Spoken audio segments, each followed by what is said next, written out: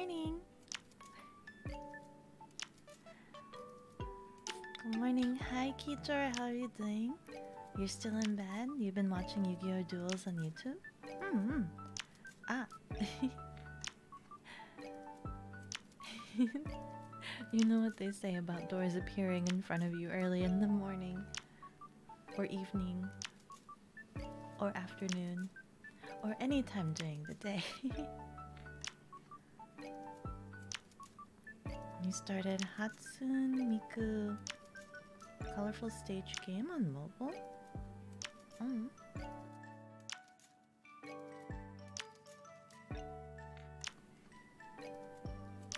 I didn't realize there was a mobile game of that. Hi, Pots. What suffering will torment the robot today? None, because I'm not a robot. I'm not a robot. Hi, Evil. How are you doing? You realized it's just Demo with Miku. Oh, I've always seen Demo on mobile. And I've always wanted to play it, but I've never gotten around to it. Is it good? I like rhythm games, but I'm really terrible at rhythm games. Colorful Stage is alright. You find it hard because my screen tapping skills are lackluster. Prefer Project Diva. I'm trying to think if I've done any. I've done that one rhythm game. I've tried OS once. I've tried the rhythm game. What's it called? It's got bright colors. A Muse Dash. I've tried Muse Dash.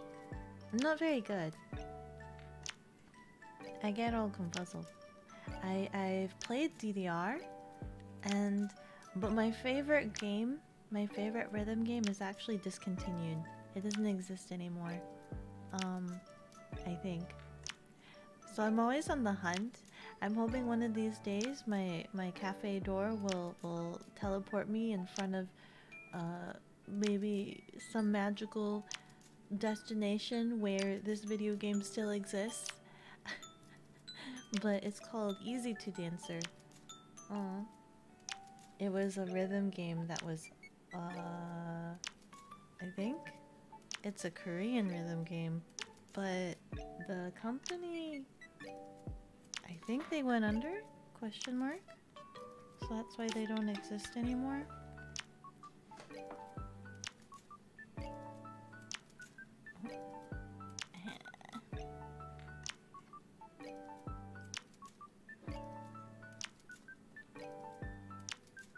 Other than the Switch game, you have all of the Project Diva games. You just decided to try the mobile game despite the gacha part. Wee.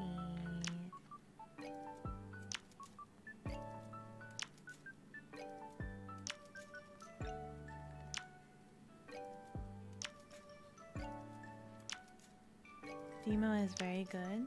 Awesome story. I have to give it a try. It really does look really interesting. And then I always just forget to.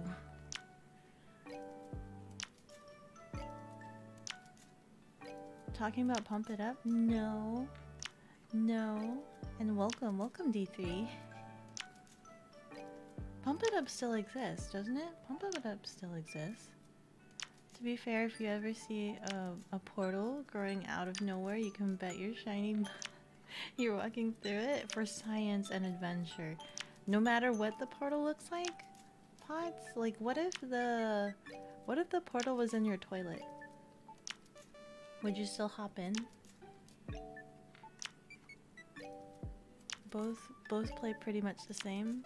Piano for demo or just tapping to Vocaloid songs? I'm sorry, Aki, but bankruptcy is interdimensional. No! What if there's another universe? What if there's like a planet that likes to take retired machines? You don't know. What, you don't know? If you're broken in this reality, you're broken in all possible realities. No, no. What if there's an existence where they didn't go bankrupt, or if there's an alien race that likes to take retired machines and they have a retired carnival arcade filled with retired machines. And you think your favorite rhythm game is still Project Diva Future Tone on PS4? It's about 300 songs now. Wow. On PS4? That's brutal. Especially if it's a toilet portal, you would definitely jump in. That means it will result in wacky adventures. Oh my goodness. Toilet portal sounds like a trashy isekai start. I found... Yesterday I was doing some perusing. I found that there's a fair bit of truck VTubers. There's a truck-kun, and there's also a truck-chan. There's a truck-chan and a truck-kun. Do you think if I reach out to them, they would remember me? Do you think we would be friends and not get hit and be mortally wounded? Do you think we could form a friendship that doesn't mortally wound me?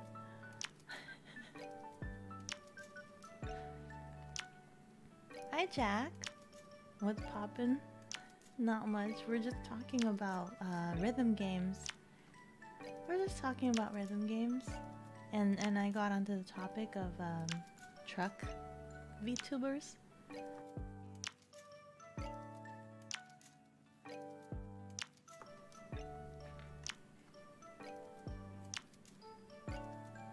And before there's a world with no money, can't go broke.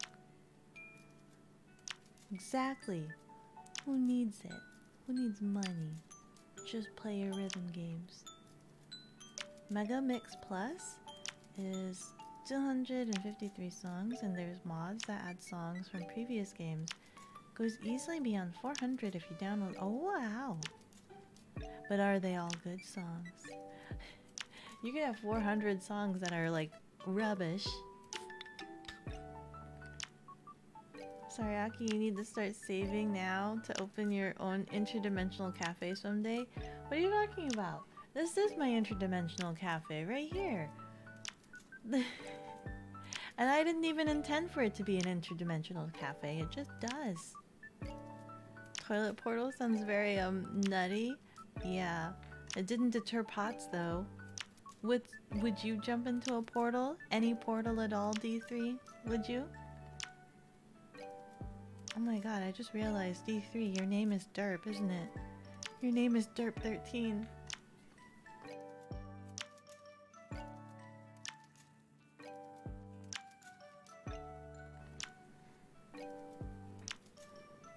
That's why you said you didn't have a Switch to get that version? Oh. I am so booty at rhythm games. If you want to be good, you want to be good so bad, but it takes so much work. Yeah, exactly.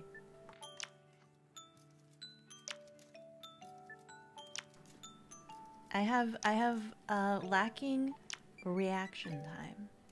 Derp or derpy? Oh my god, you're right, derpy. But yes, you just jump into a portal.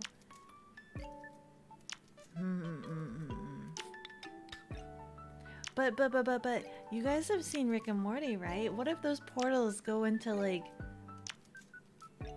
not good areas and they're just like death traps?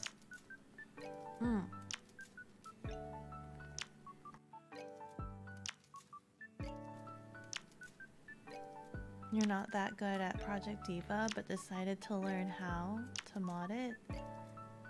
And so now you're part of the modding scene. Totally worth it. There's so many people there that, oh yeah, that just latch on to mods. The community is so passionate about these games. There's so many mods for like Beat Saber.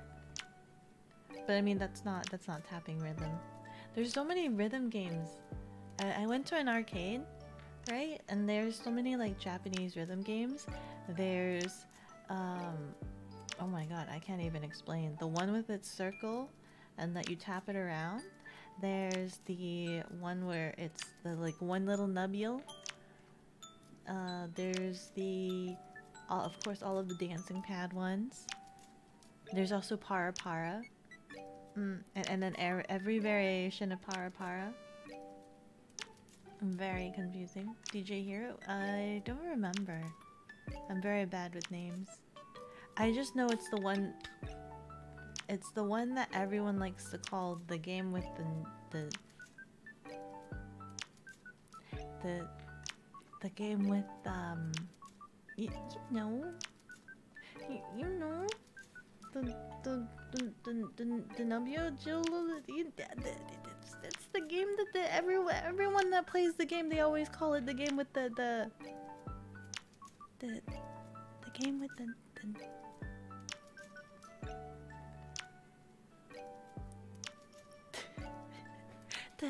game with that rhythm game.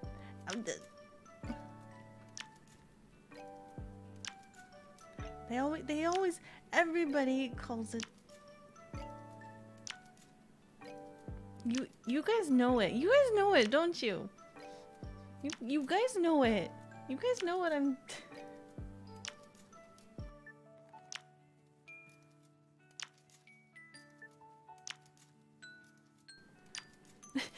Gotta be more specific than that. What are we talking about? I'm talking about rhythm games at the arcade, and I'm trying to describe a very specific rhythm game that I think you guys are pulling my leg on, and you guys know what I'm talking about. Still better than this world, Isakayu. I don't remember if it's DJ here. I don't remember the names of these things. It's a rhythm game that everyone calls it with the... It's...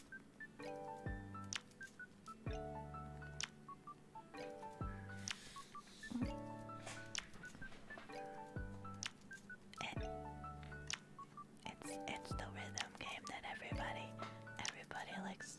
Everybody... God damn it.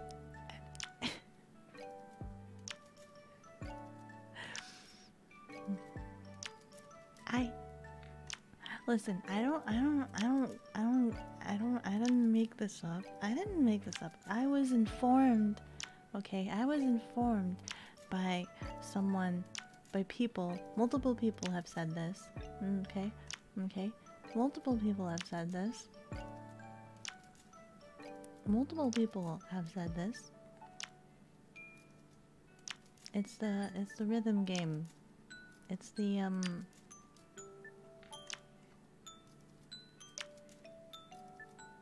it's the little the nub, you know, the little the nub, the nub. I think there's two nubbies. I don't know that you know you play. You move around. Oh come on, guys! I know you know what I'm talking about. The one with the circle, there was it. There's a Dance Revolution with an arrow pad on the Guitar Hero with the guitar controller. Stepmania, that's basically Dance Revolution. No, it's a rhythm game. It's a popular rhythm game, I think.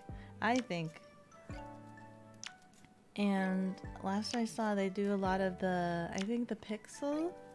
They have a lot of like you play this pixel character on this line, and there's 2D Max. I don't remember these names. Stop saying it's the it doesn't help. Okay, it has 2 controls. Okay, we're getting somewhere. We're making progress. It's not Taiko either. I know Taiko. I don't know the name of this game. I just know that everyone refers to it as the rhythm game.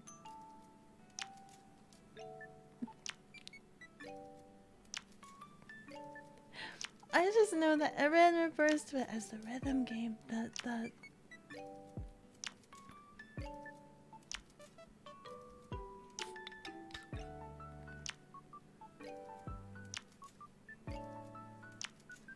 You Google Japanese arcade rhythm games and you can't find anything that matches it.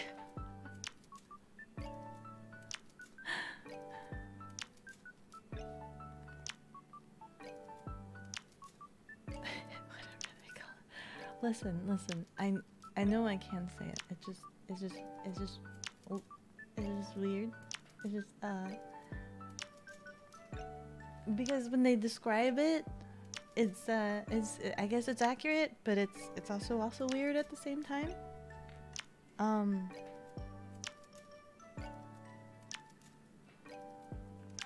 It's the rhythm game that players like to describe it as the I can say it. The nip. The nip.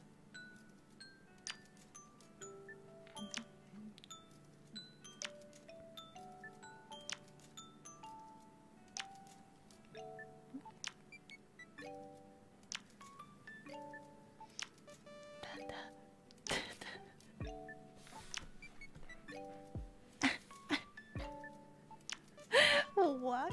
No, I don't know. I don't know.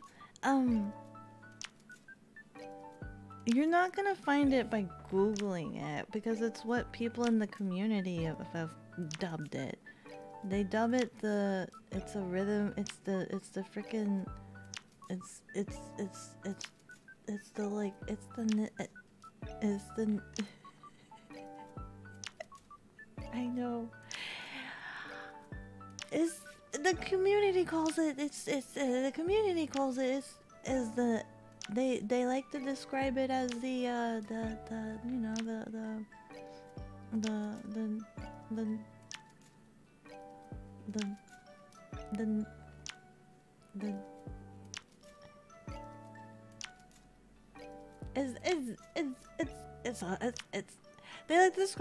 like to describe it as the booba game. As the booba game. I think, if I recall correctly, if I remember, hello! Oh my god, Alpha! Hello, Alpha Honey1, how are you doing? Welcome! Do you know about this? Do you know about this rhythm game? Are you aware? We're not in the community, you guess? The rhythm game community? I mean, do you play all of the rhythm game communities? This is hilarious. Chat trying to find what game Aki is talking about. I'm not doing it on purpose. It's just, listen. Hey, do you know about the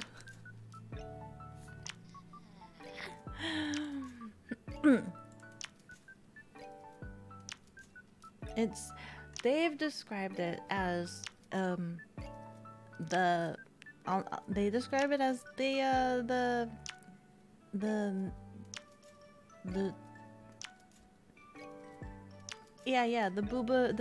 booba rhythm game. Yeah.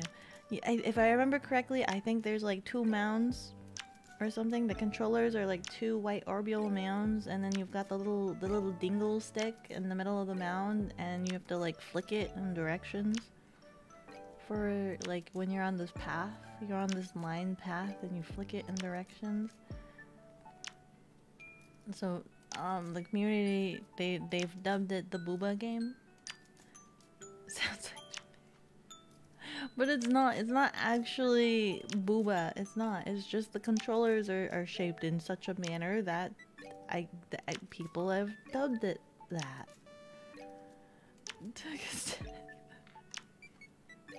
You've never heard of that one? Yeah, well, I don't even know what it's called. I just know, like, the game, like, on the screen, the monitor, you have your little avatar. You have your little avatar, and you know, you can play a certain amount, and you can unlock different avatars, and there are always, like, these pixel sprites. Megalovania is on it. I know Megalovania is on it because I've seen people play Megalovania on it. And you're writing this line that dashes left and right, up and down, and stuff like that. And you're basically flicking the thingy in the direction that the line goes, or something like that. I don't know what it's called, but that exists. A lot of people are really into that one. It's got a lot of songs. And I don't understand where people get, you know, the cards, the membership cards that keeps track of your score, the hardcore players that have those. I don't know where they get them. But I guess I don't go to arcades enough to be able to warrant getting one, because does it cost a membership? I don't think it costs a membership. I don't think it costs anything.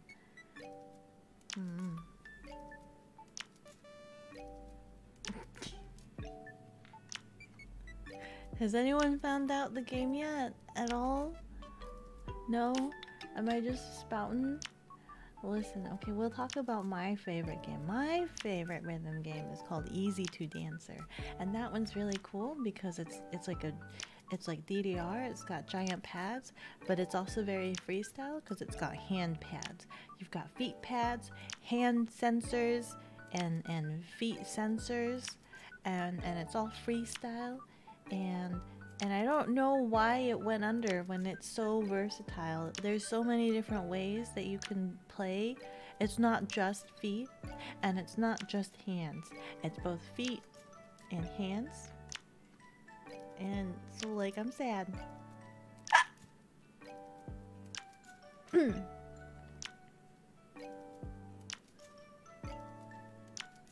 I think you're gonna need to ask whoever told you about it to tell you the name of the game. I mean, I could just go to the arcade. I think there's one in my local arcade, wherever the door may present myself. I'm pretty sure I can find it and just take a picture. Eventually. I'm not going anytime soon. But that's something I can do. I can take a picture of this for you guys. They also have that new DDR. What's it called? It's like the shuffle dance. You know where the floor is just like a straight, it's just like a square, like a big old dance floor square, and it's all lit up. It's like the rainbow color DDR. I forgot what it was called, but it was like a shuffle dance, like Korean shuffle dance. That one is really cool, bright and colorful, very, very, I want to say, I hope it's very freestyle-ish, because there's no pads, there's like no steppy bits. It's all like, this is where your feet are, do the shuffle, go in, take a photo, leave. Pretty much. I'll maybe play a crane game or two. You saw that while searching? Yeah, that one.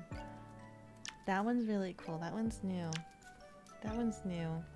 I might find that as an acceptable replacement for the lacking of my Easy to Dancer.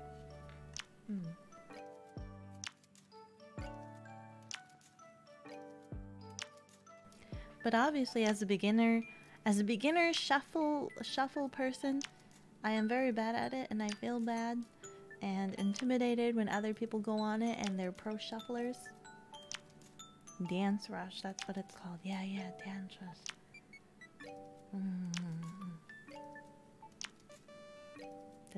I'm mad. I want to play it. I wanna be part of the community and learn to shuffle. Do you think they're friendly? Do you think they're friendly? Do you think I can shuffle? I can learn to shuffle.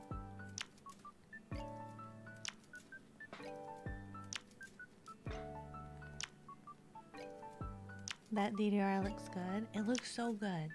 It looks so good. But it's a little confusing if you do two-player, because obviously, like, there's no separation. One person's in front, one person's in back. And so one person's top, one person is bottom. But then, like, if you don't know who is who, then obviously you get a little weirded out when you do the controls. And then, Also, I guess you have to, whoever's in front has to be the shorter person because they'll be blocking the screen. Full range of movement unbound by silly arrows. Yeah. It gets a little complicated when it's 2-player. Because then you can block the screen.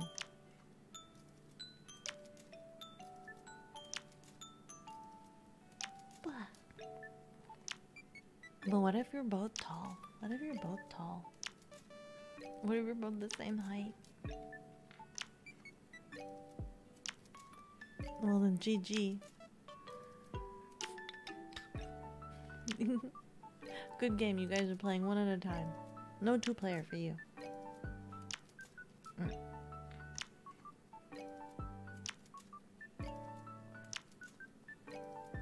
I'm trying to think if there's anything else. How did we get onto the topic of rhythm games? We got heavy on the topic of rhythm games. Oh my god. There's a rhythm game that I like for VR. It's called Pistol Whip. I'm a little sad that there's no mods for it. Have you guys tried? Do you guys have VR? Pistol Whip is a really good one. I like it. I'm really bad at it still. I'm really bad. I have no rhythm. My rhythm is off. I have bad rhythm. But posted that one in the stream discussions. Thank you. But I like Pistol Whip.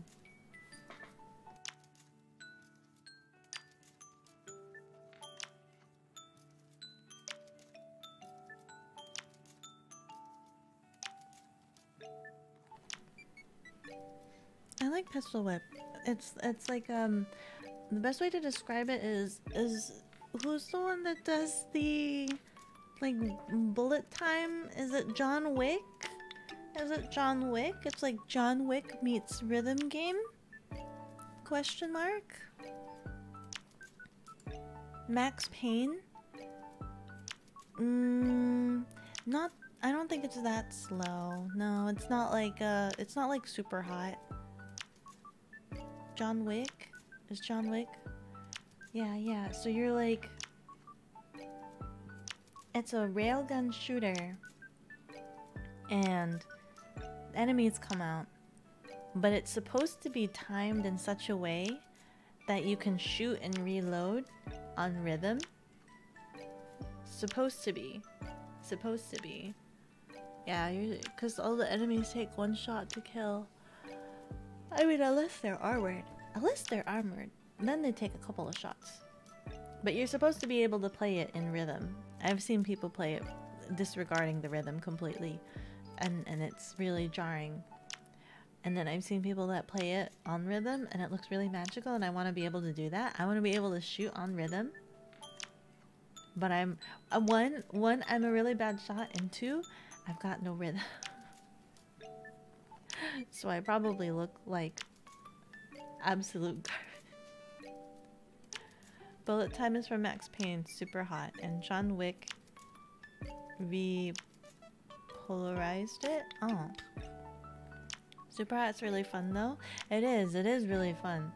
But I get, as you guys recall, I get scared very easily. So if they're in my face, that's another problem that I had with Pistol Whip.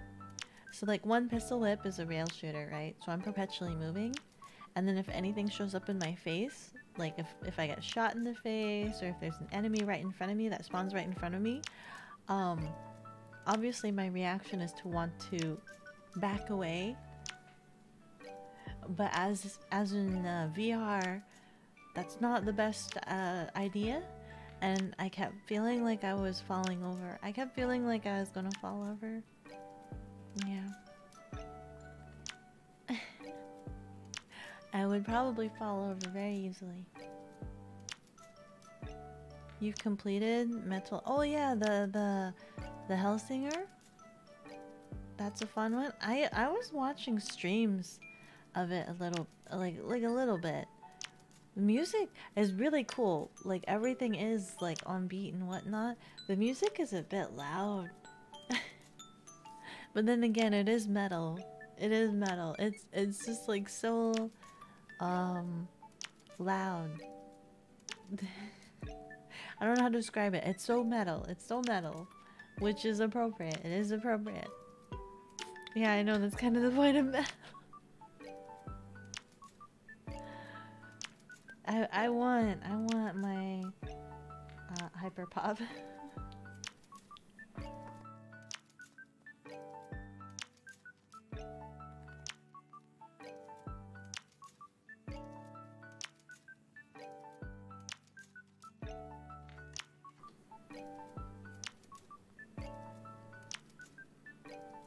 Relatively short but good. Do you know if they're gonna expand it more? Are they gonna expand it? Add more songs? Or have it be moddable? I think it would be difficult for it to be moddable.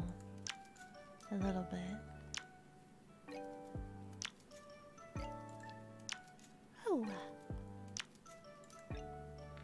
Oh yeah, that's Dance Rush. Yes, yes. The shuffle, crazy shuffle game. Yeah, in order to get proper 2-player, you would have to have 2 machines next to each other.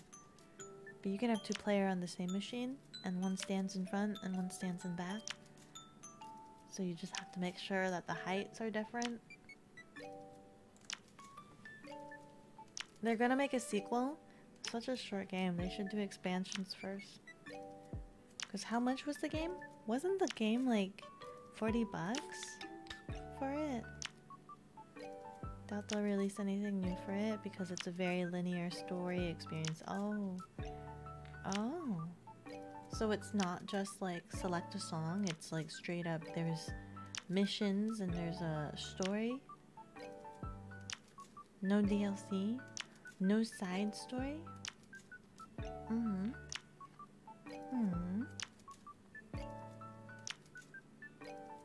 Hmm. It's a story game. You get into a level and go from A to B. And fight a boss at the end. Oh. Interesting. I didn't realize you move around like that. I always thought it was a closed arena. Just a closed arena. At least for what little I saw. Blarg. Basically Doom 2016, but rhythm focused. Ah, I see. I've never played Doom. 2016. Yeah, I've never played Doom. There's the new Doom. Is that worth? I don't have Doom though. I don't have Doom though. Speaking of random games. I don't know, it's like random segue. I saw that there was, do you guys know Let It Die? Do you guys know Let It Die? 2016 is one of your favorite games. Doom Eternal is just so much better. Oh yeah? Eternal, is that the new one? Is that the new one that came out? Doom Eternal? I'm really bad at names. I have to look at pictures. But was it the game Let It Die? They're coming out with their new one, Deathverse Let It Die. So there's Let It Die, and then the one that's coming out is Deathverse Let It Die. And in honor for that, the game, they have a VTuber. Her name is Queen Bee. She's so adorable. And I think it would be really cool if I could be friends. But at the same time, I don't know. She's such a pro, right? She's Queen Bee has a mechanical arm because she lost her arm during her match playing the game. So she has to be a retired veteran pro. She's so adorable. So adorable. You're biased because you got a Doom tattoo, poster, and Doom Eternal art book. Whoa, art book? Of all of the monsters and stuff? And a tattoo? What's the tattoo of? Is there like a logo? Or is it like of a creature? Like, what's your favorite thing of Doom that you had to have it tattooed to you?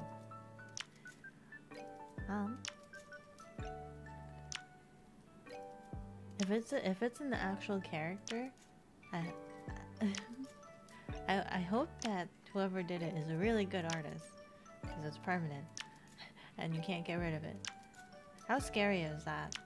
It's basically drawing with permanent marker on paper. You can't undo it. You can't undo your mistakes. The art book is full of stuff about monster design, level design, weapon design, etc. Oh. Level design? I see, I see. That must be a lot. There must be a lot.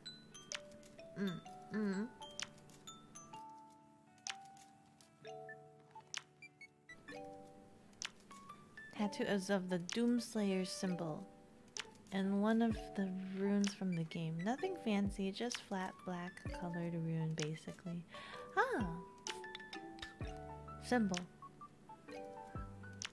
I mean, that's a good thing to have a tattoo of. That's like the easiest thing, as if there's like symbolic representation. Every time you go to metal shows, people always point it out. A rhythm game, bullet. Yeah. Wait. A rhythm game. Are you talking about the Hellsinger?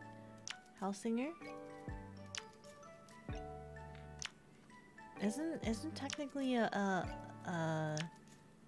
Noise Star Livid? Is that another rhythm game? Is that a bullet hell rhythm game? I was gonna say, like, wouldn't Undertale technically also be a rhythm game? Would you consider Undertale a rhythm game? It's kind of. It's a bullet hell? It's a bullet hell. No, it's not? Would you consider Undertale a bullet hell? Undertale is definitely not a rhythm game. But they have such bangers. Such banger music. It's more bullet hell. But they have boss songs. Boss battles, don't they? Like boss battle songs that they do. So does Doom. Yeah, exactly. Every game is a rhythm game. Doesn't make it. Every game has a song. Undertale is a very, very, very weak bullet hell. Really? But some of those, what do you mean by weak? Because I've seen some of those boss battles. Some of those boss battles are really hard. This game mixes both AR.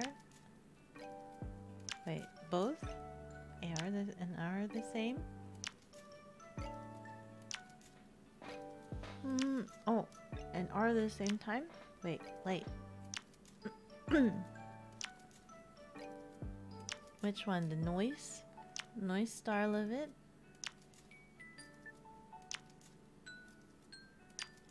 Let me look.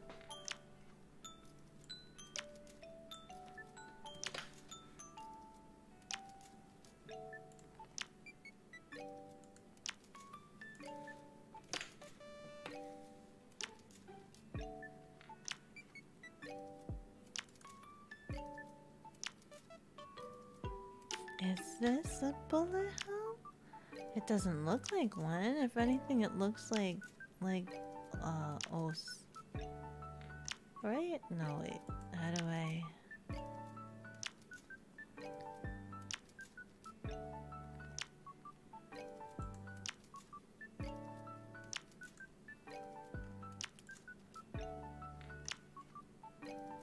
Are you supposed to dodge? I see a giant teddy bear. That's what I see. A giant teddy bear.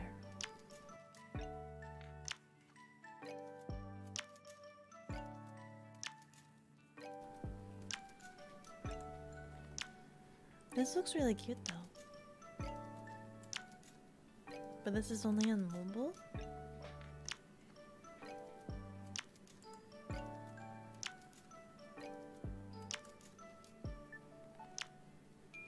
Ah.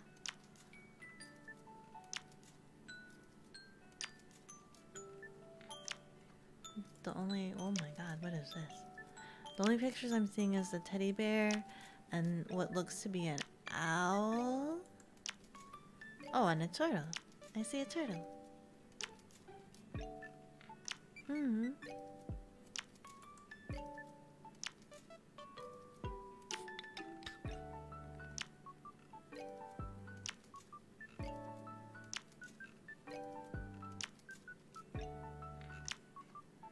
The art is pretty cute. If I remember it after stream, I might look more into it.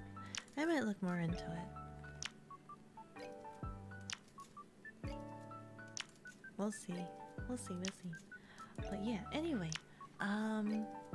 We do have a game that I want to sleeve today.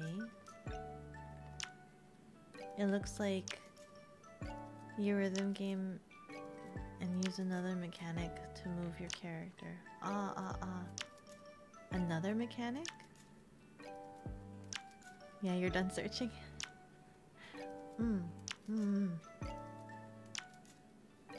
Chill stream instead of suffering? Yeah, it's a chill stream. We're doing some more card saving today. Next, or I guess this upcoming Thursday, I had nothing scheduled since I ran out of slots on the order sheet. But I will probably play Elden Ring to try to see once again if I can beat the tree Lorax guy. So that's something to look forward to. I was thinking, I'm like, wow, I'm gonna have a Thursday off and not stream since I ran out of order sheets on my ticket. I ran out of order sheets. I don't have anything scheduled. And then no, I can't let the Lorax beat me. I can't let it be so.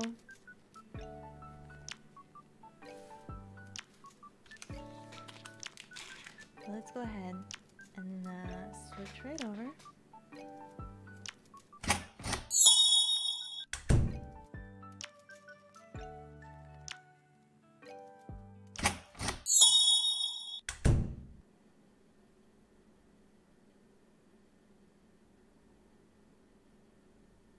I know, Core Connection 2 did get funded. It's so exciting. That's actually something I wanted to talk about. You say finally, but it was only 2 days. It was only 2 days. They did good. Where is this guy looking at? Where? Oh, there we go.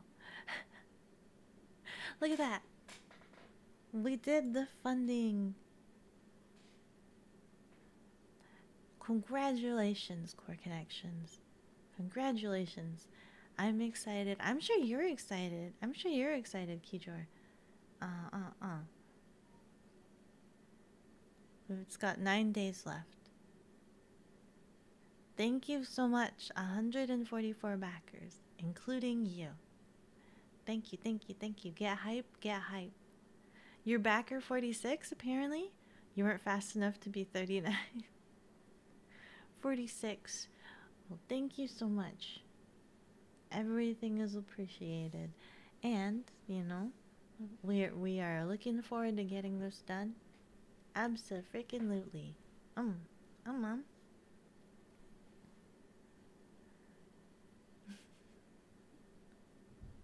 154% funded.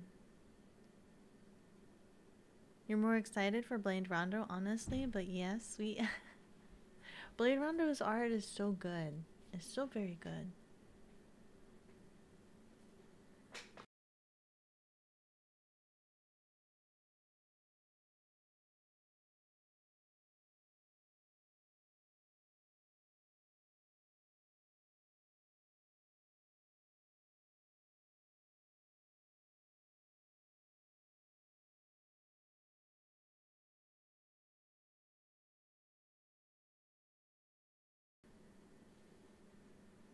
Seriously, can't wait for Blade Rondo. When is Blade Rondo shipping? Apparently in January.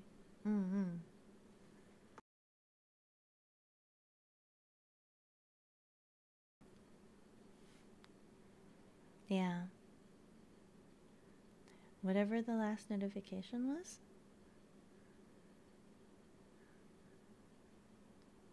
Nice, nice. Did you also back Blade Rondo Strikes?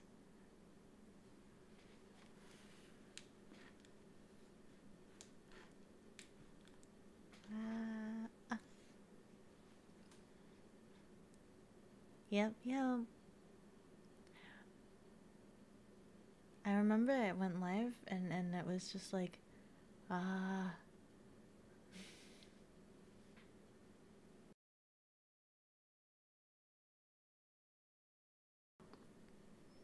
You hope Japanime is able to get the rest of the dominant game stuff? There's like 4 left. 4.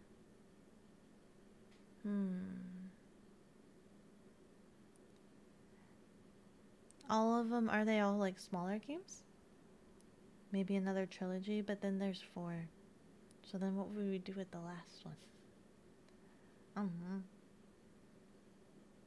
I'm sure we'll figure it out. I'm sure we'll figure it out.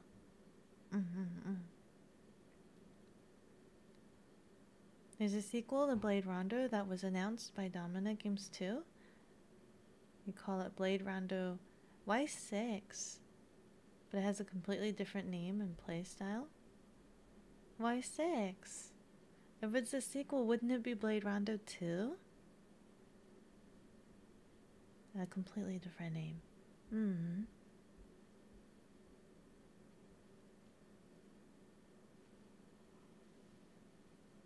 Oh. They're all small box games? Then yeah, for sure. Definitely.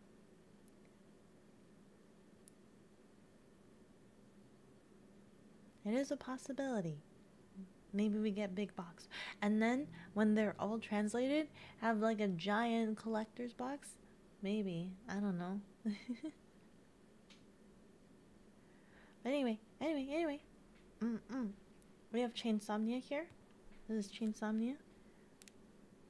I think I saw you guys, all of you guys had Chainsomnia, right? Unfortunately, I don't have any fancy sleeves today, again. I'm saving some of the sleeves. I do have other sleeves, but I'm thematically saving them because I have Kamigami sleeves, but I want to save them for my Kamigami games. And then I don't have other sleeves. And then I have some leftover Night Clan Domino sleeves. You got your Chainsomnia? Have you played it yet? I played it a little bit. Let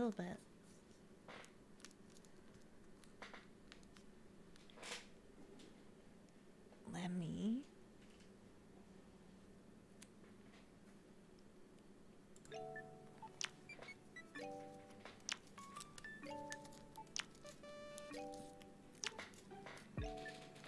open that.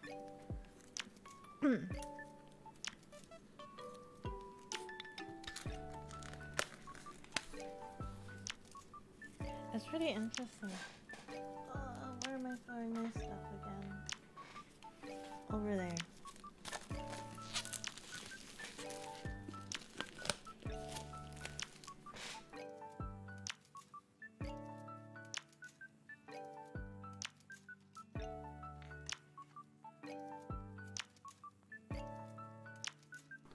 Oh, and before I forget, guys, before I forget,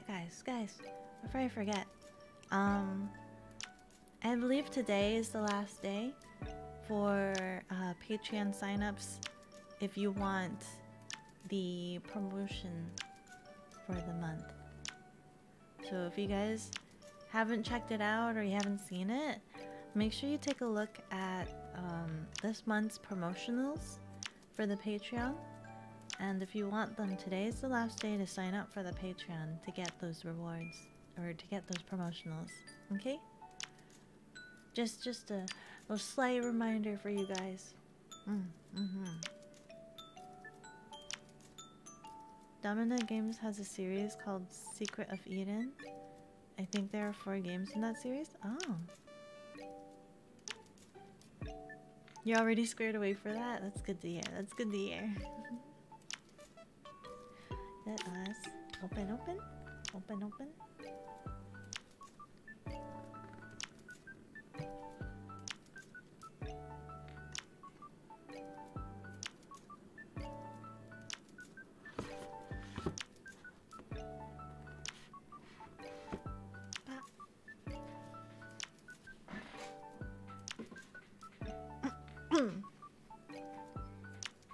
You're all ready to get your Satan God card from for Kamigami? Yeah.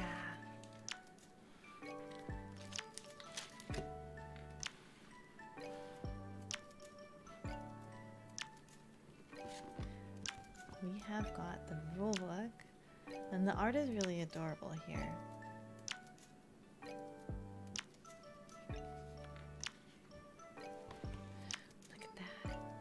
This reminds me of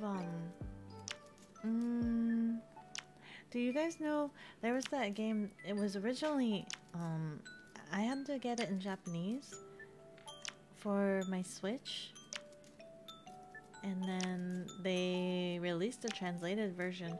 So like everyone that I played with were only locals to Japan, and then now they've made a translated version called Jail or Bail. And it's basically like cute, chibi, Dead by Daylight? Dead by Daylight? I think. The one where it's like you get captured and there's like one ghost and then the rest are humans trying to hide and seek. This is very cute. It reminds me of that, at least. At least.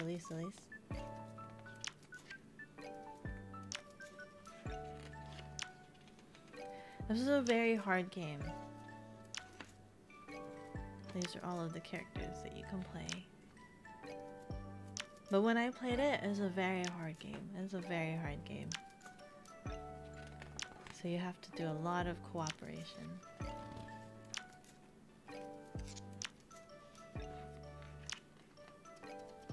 But essentially, a Japanese only game. There was it was only in Japanese at the time. At the time when I played it. But obviously not anymore. It's translated now. It's called Jail or Bail. The English translation is Jail or Bail. But the not the English. Where is it? Do I have it on here?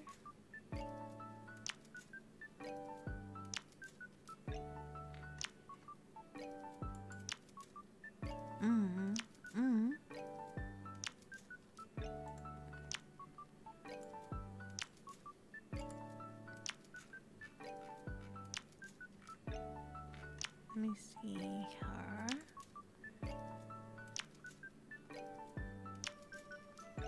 It's so the English, if you search up, sorry, it's Bail or Jail. Bail or Jail is the English translation of it, but the original game is called Obakedoro.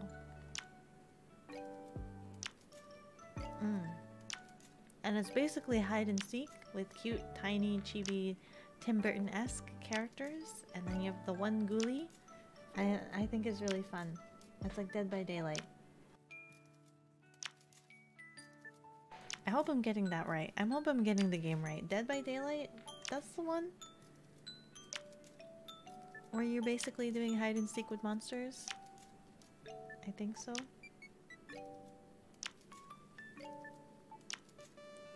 These are some cute... These ones are the actual standees. So these are the character stands.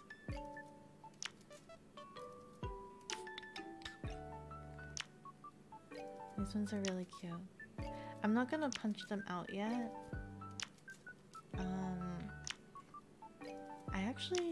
I don't know if I have the acrylic stand versions. I wish I had the acrylic stand versions. I don't think I got any of the acrylic stands. Wee.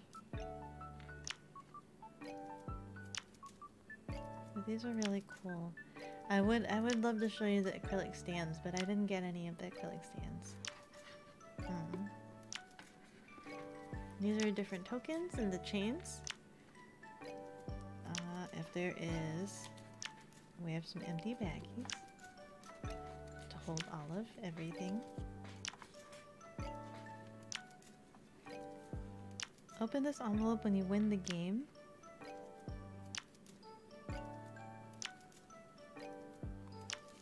Huh? So I can't look at it? I can't? I have to win the game first before knowing what these cards are? Eh?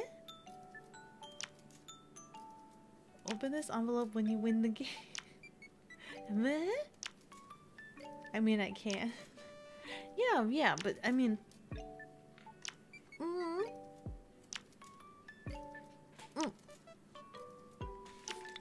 Little standees for the characters. So I'll put these over here. Those are endings, so you can spoil yourself. No, I'm not gonna spoil myself. That's really cool though, that's cool. It feels like one of those Christmas letters. Don't open until Christmas. But now I have to play and win to get it. That's not a spoil, by the way. The manual says those are endings. That's really cool. That's really cool that you can get different endings. What are these? Oh my god. Wait. What are these? Oh boy, you know what this means. Is this the size of a god card? This looks bigger. This looks bigger. Actually. This looks significantly bigger. Is it?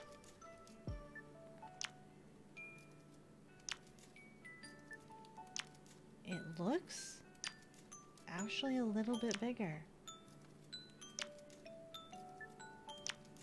It looks bigger by maybe like 2 centimeters all the way around.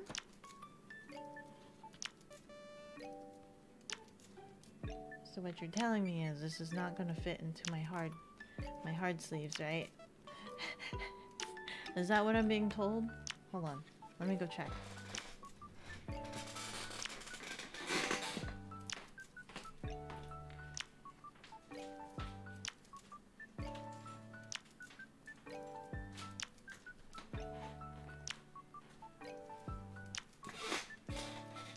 What I'm being told, what I'm assuming,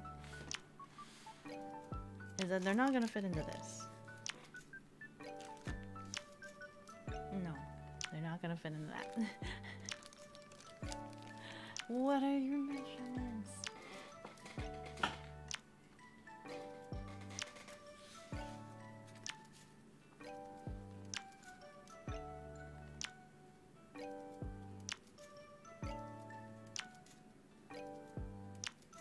But these are just the summary cards to remind you of the things that you can do on your turn. So you can explore a new room, search secret spot, give an item, use a skill. But each of these will cost 1 AP. This is nice. Next 2 items. Event cards area.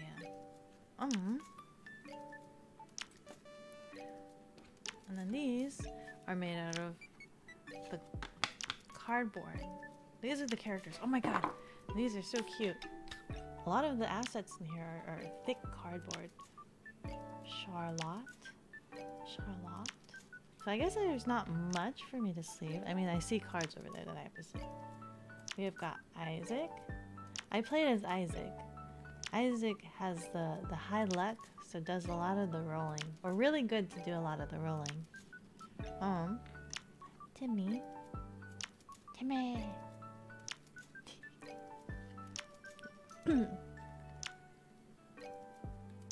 Chloe.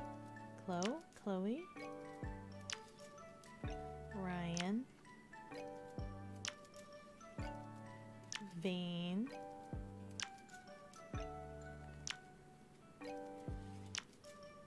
I like that they are, like, they're very conscious of the character's design. You know what I mean? So, like, she has shoes.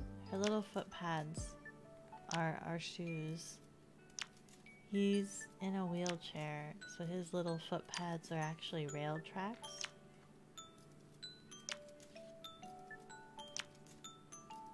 This one has different kinds of shoes.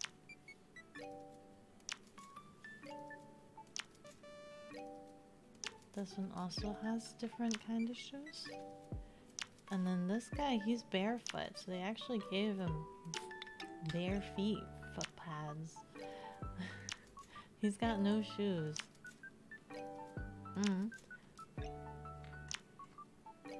Charlotte can deck you? What do you mean? She can deck you? Is she OP? She's got 5 wisdom. Oh, she's the clairvoyant? The investigator? Timekeeper?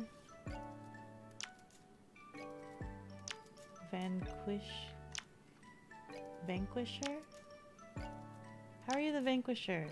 You're not that strong. You're just even. The Traveler, if anything, you can beat. This one can. Ryan can beat things up.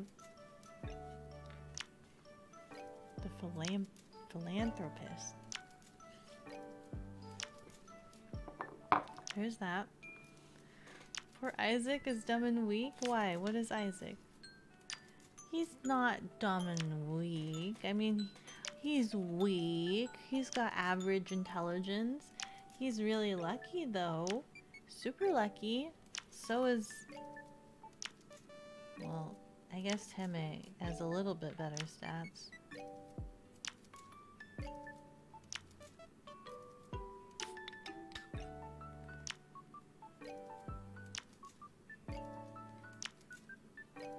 But Isaac can draw, like, you can roll the dice more.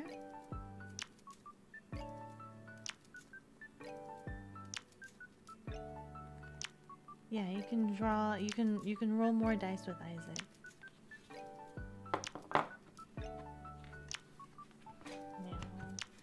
I believe this is the same size. Yes. It's okay. It's okay.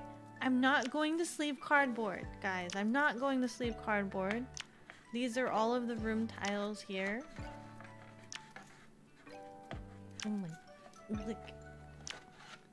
All of the room tiles in cardboard fashion.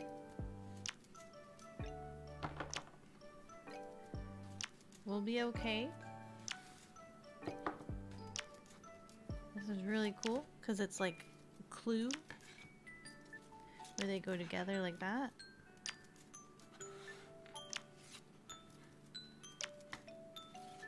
Are they all the same setup? Oh no, this one doesn't have a top room. That does not have a top room. These ones are white.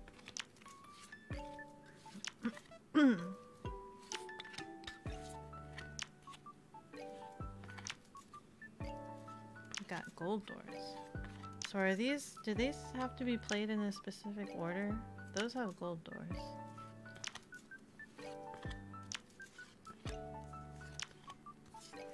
Hey, and it's the wake up card.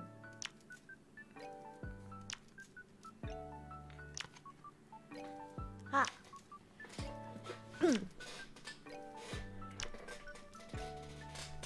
Randomly generated. So the door colors don't really matter too much.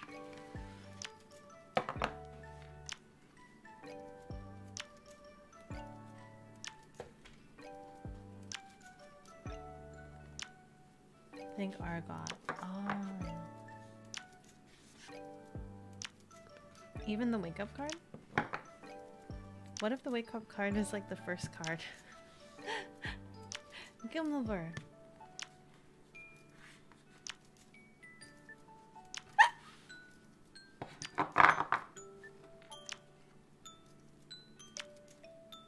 wake up.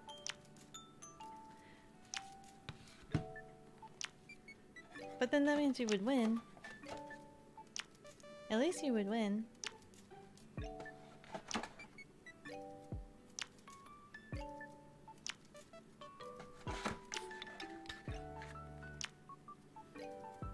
These ones are nice and thick. Thick boys. And then we've got the wooden dice.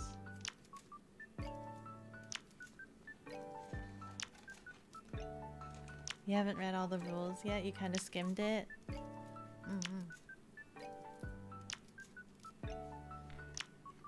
When I played it, I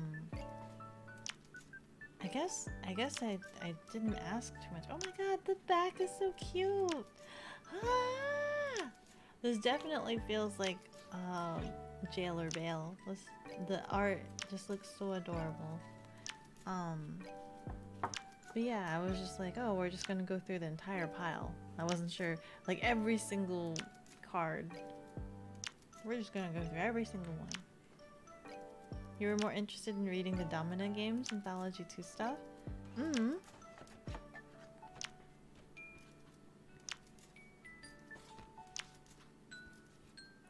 Okay. I guess there's not much leaving for me to do, but let's go ahead and go through this. These ones are the items and the creature cards that we can fight. Sorry, I always have trouble with these. I always have trouble with these. I'm just gonna raise it up against the microphone. Hello, welcome to your card sleeving ASMR. Today we're just gonna try to open a pack of cards. We've got the plastic here, and I'm trying to get to the ribbon, the rippy ribbon bit. Yeah.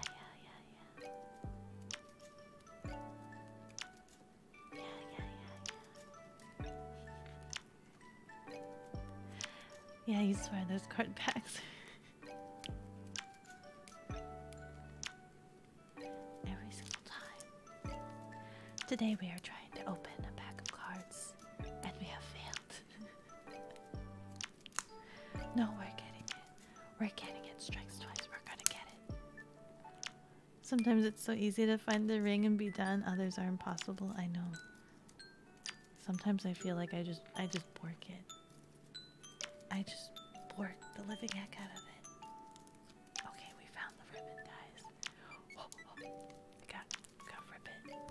There we go. Yeah. Yep. There we go.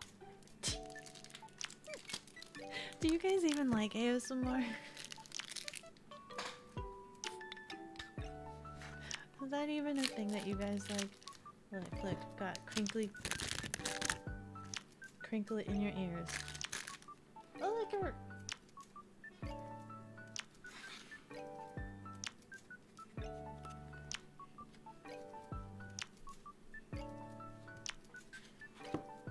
So we have item cards, and then we've got event cards, which I can only assume. I think all of the event cards are different, right? Substitute. Okay, no, they're not. They're not all that different. Wailing Lament. A lot of them are kind of different. Trial. Spooky. Shriek. Malice. A Gentle Light. Auspicious Event. Okay. So, let's see. What am I guess let's use this one. I think this is leftovers.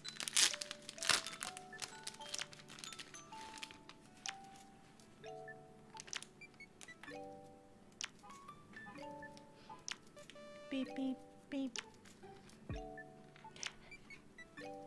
I'm only beeping because there's a vehicle outside the cafe that's just beeping away. It has nothing to do with being a robot.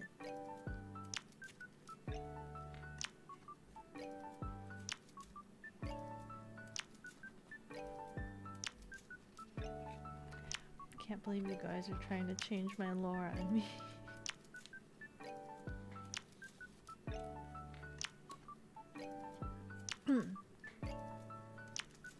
How do you guys handle your nightmares?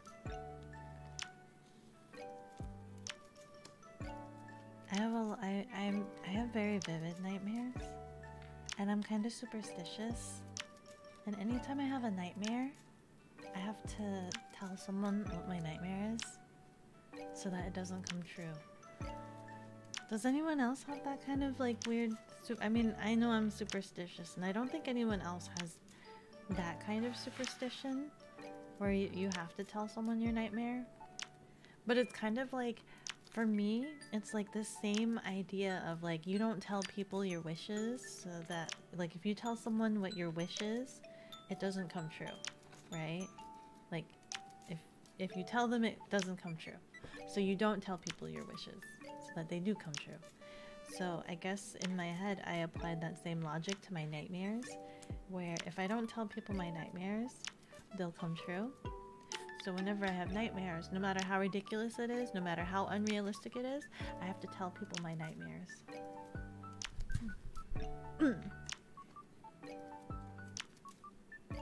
You handle yours by aggressively watching comedy and/or cute animations.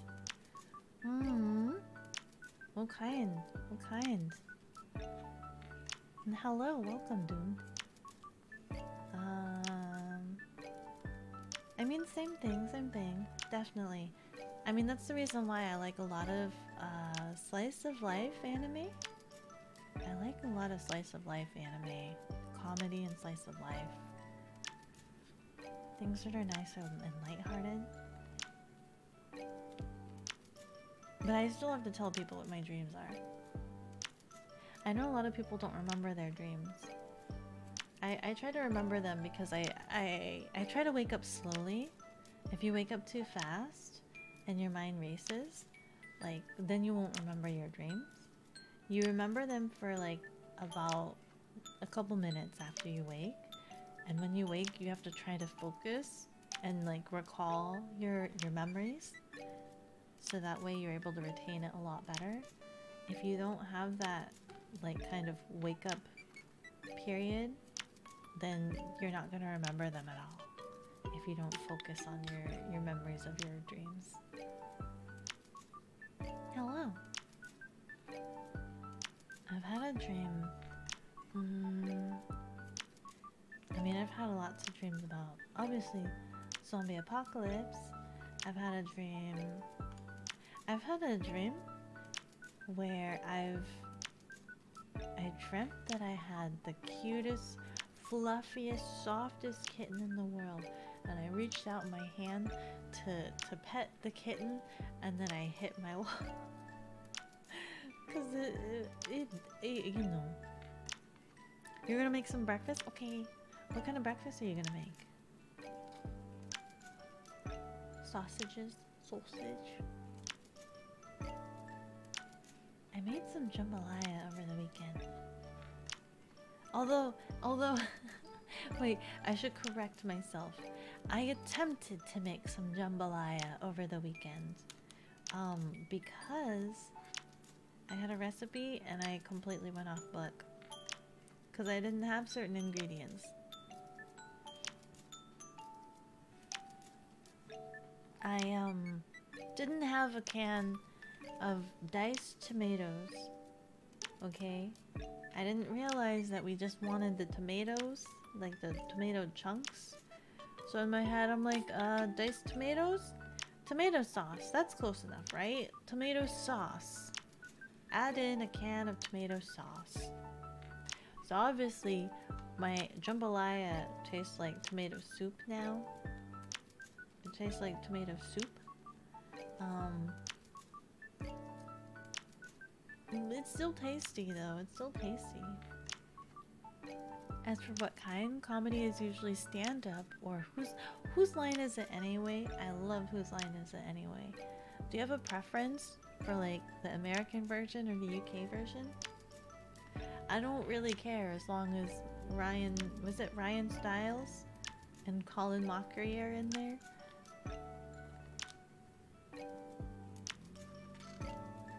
I I I had this headcanon in my head that they were father and son. They're not actually related, right? They're not actually related. I had this headcanon that they were related, that they were father and son, but that's not true, is it? That's not true at all. Animations are YouTube animations of kittens or comedy stuff from Ice Cream Sandwich or anime like Devil's a Part-Timer. Yeah, yeah. The really chill, relaxed slice of life. The old US versions for you? But yeah, same as long as Ryan and Colin are in it. It's usually good. It's usually a good time if they're in it, yeah. If Wayne Brady is in an episode, even better? Absolutely, yeah. The trio? Very good. Very musical. Very skilled. I watched a little bit of the UK version. It's a little bit different.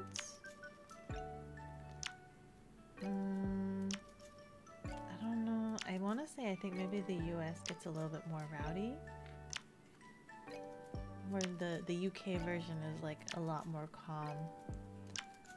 Maybe. I don't know.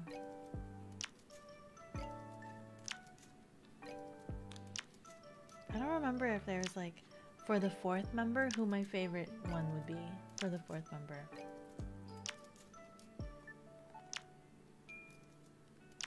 It's always a toss-up. But of course they can't have the same people all the time.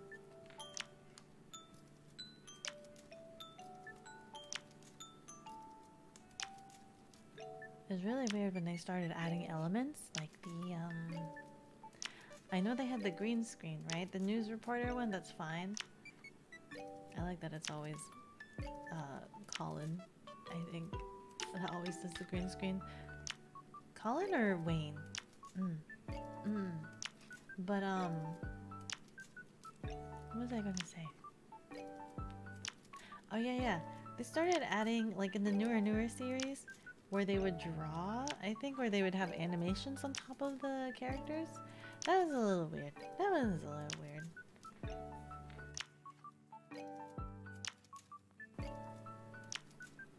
But,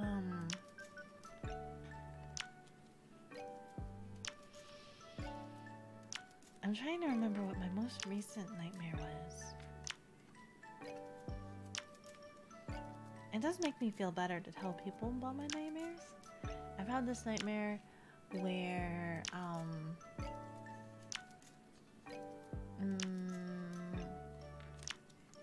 I had this nightmare where it was from the perspective of, there was someone that was trapped in, there was like a stone pattern, it was like in this giant, what do you call it?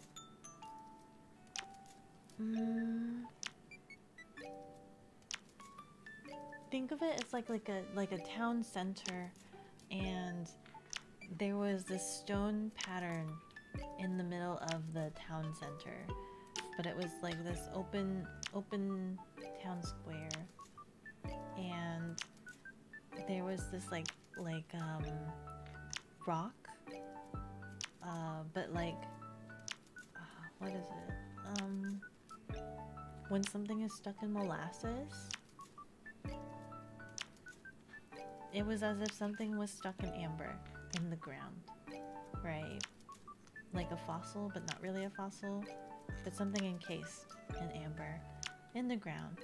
And it was like, you're back for now? Welcome back.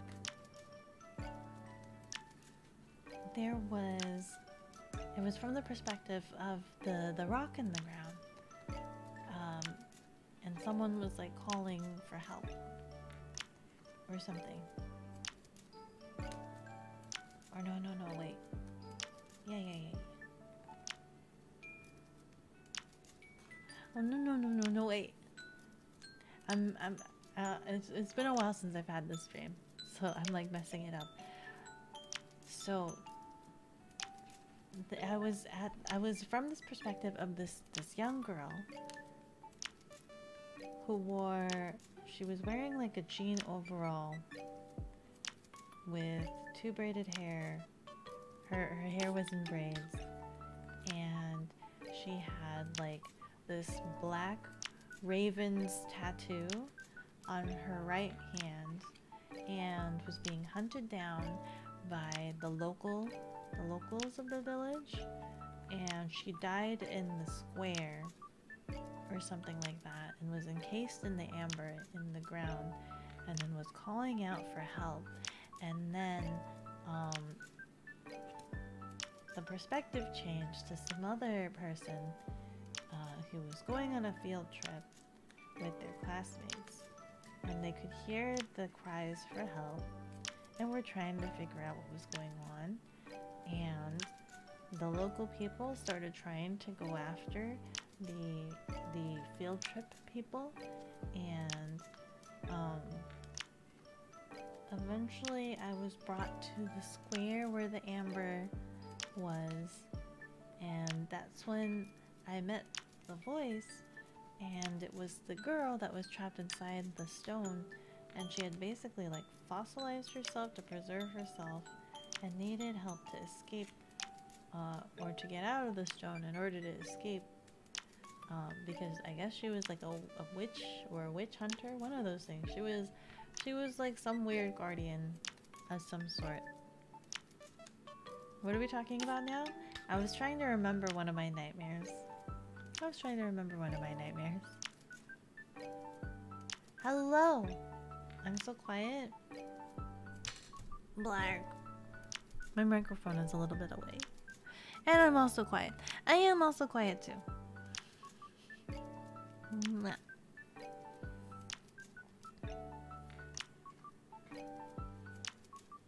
Hi, Spooky. How are you doing? You're only popping in to say hi. You're about to start driving.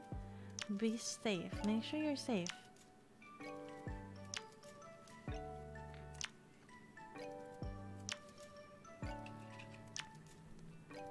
But yeah. I know it doesn't sound that crazy of a nightmare for you guys.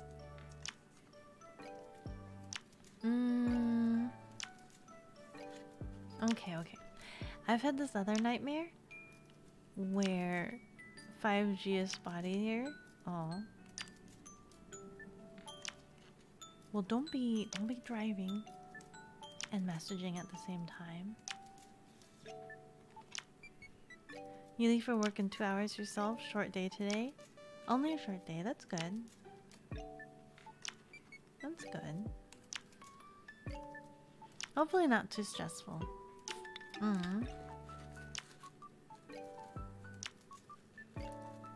You had vampires take your hemolith? Oh my goodness. You're off to school in a bit, under an hour? Really? So late. Wait, what time is it for you? I was gonna say, like, so late in the day. What kind of school? Are you studying hard?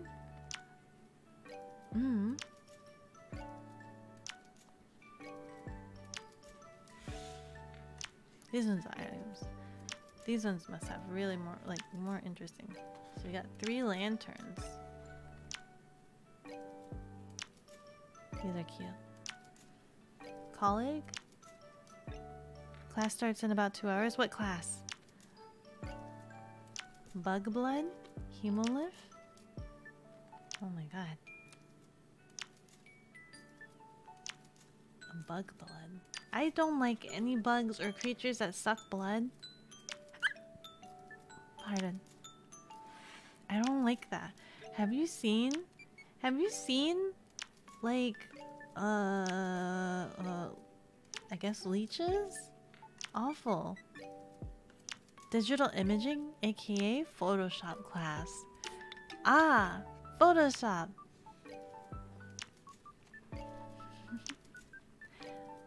I know a thing or two about Photoshop. It sucks because, like, a lot of the skills that I learned in Photoshop, if you don't use it a lot, then you forget. and then when you need it, you're like, oh, I remember I learned this thing, but then because you haven't used it, then it's just like, but how do I do? Vampire bees? Was that a thing? Was there an existence in vampire bees? Leeches suck so much. Yeah. Yeah, they do. Never thought you'd hear that before? What? Have fun, y'all. Don't let the beep boop break anything. I'm not gonna break anything. I'm a very responsible cafe owner. There was one time I went swimming in a lake, and when I came out, this was when I was really little, so I was really freaked out, okay? I had tiny baby leeches on my feet. I was like freaking out so bad, and one of the adults at the campsite had to come and help take them off of me. They were like tiny. They were like clear, very clear, translucent leeches. So they were baby leeches. So you can see right through them. They weren't like the leeches that you see in like video games or shows where they're like the thick black boys or something like that. They were like really tiny. They were like this tiny, and they were clear. I think those were leeches, but they were like all over. I was just like there were so many of them. I was freaking out so bad. Did you know that vulture bees exist? They make red honey and are being studied in body farms right now for forensic stuff. Really? Red honey? That's interesting, but does that mean there's blood in the honey? Mirror of truth. Red honey. You've heard of the vulture bees? I've never heard of the vulture bees. The crown of power. Is it good? They make meat honey. Is it meat? Are they actually putting the blood into the honey? It's cannibal honey, so nobody has admitted to eating it? What do you mean by cannibal honey? So it is actual people? Is it cannibal honey? Did they go after people's? Have fun. Later, nerds. Later. Spectacles of knowledge.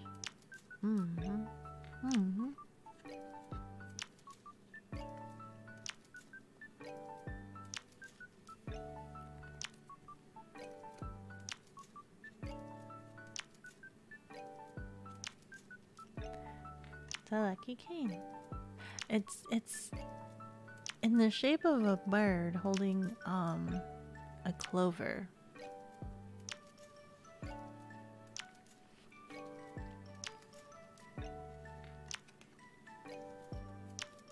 Your food is ready.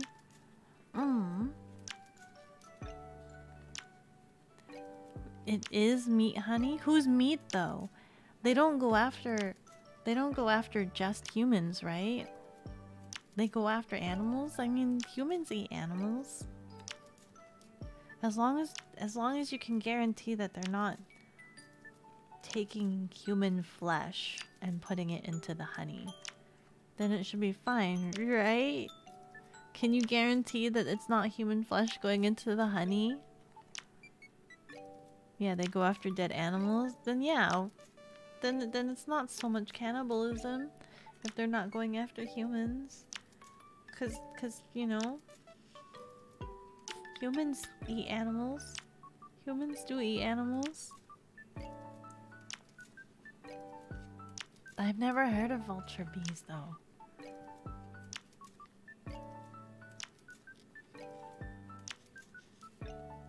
Are they? Well, they don't seem too bad. At least they're not like the murder hornets. Have you seen videos for the murder hornets? They're really brutal to like Western bees. They don't have the defense against them. So you just like shing, just slice them up. Those things are terrifying. Yeah. I was watching a documentary on it and I'm just like, oh my goodness. They are not prepared. They don't have the defenses. Japanese honeybees, they can defend against those because the whole hive, they were like, oh, we got one, guys, we got one, quick, protocol, protocol, protocol, and they all just like hop on that dude, and then they all basically vibrate aggressively on top of him until they generate enough heat to basically cook him alive. Meanwhile, Western bees are just like, I'm a honeybee, just doing honey things. What is this? Oh my god. Ah! Just gets killed by murder hornet.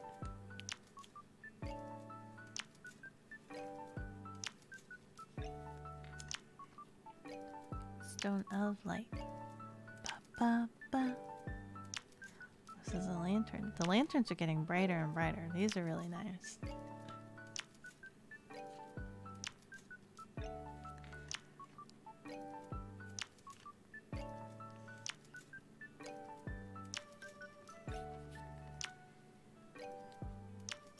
That was a lovely little theme song I made for the honeybees.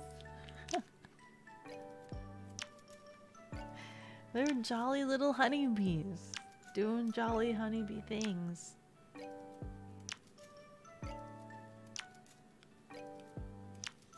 They're just vibing. They're just chilling.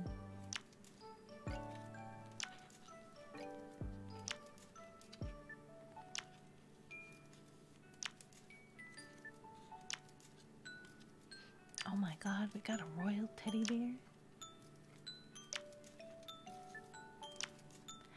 I'm a honeybee, doing honey things.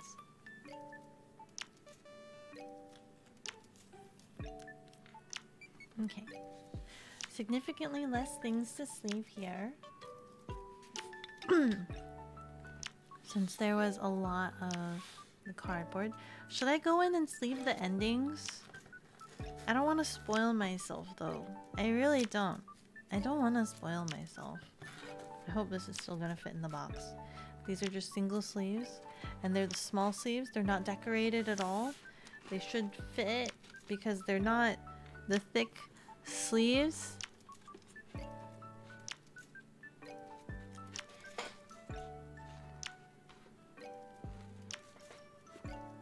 Is this the bottom?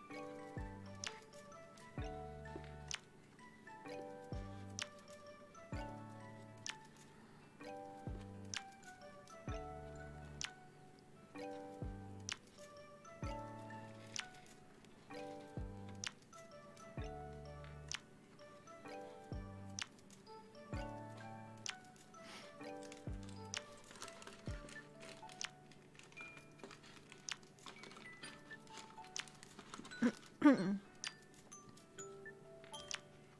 wonder what the two Ziplocs are for. Oh, well, I mean, never mind. I didn't open these guys. I was like, I wonder what they're for. Has not popped them out. Should I pop them out? I should at least pop these guys out, right? I'm not gonna pop the characters out. I want to see if I can get the acrylic stands for them. I don't want to pop them out. I'll pop these guys out. Ah!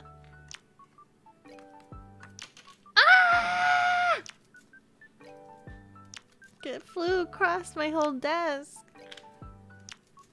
Feet. Ah.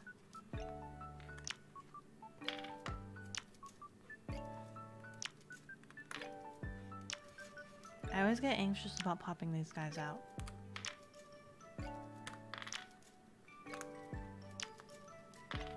Player start. Ow! We've got the feet. Now for all the chains. Chain, chain, chain, chain. Chain, chain, chain, chain. Oh wait, should I make the microphone come down here? Hi, you wanna listen to this? You wanna listen to this? All of this? You wanna listen? Wanna have a listen? Oh, that one's a bit loud.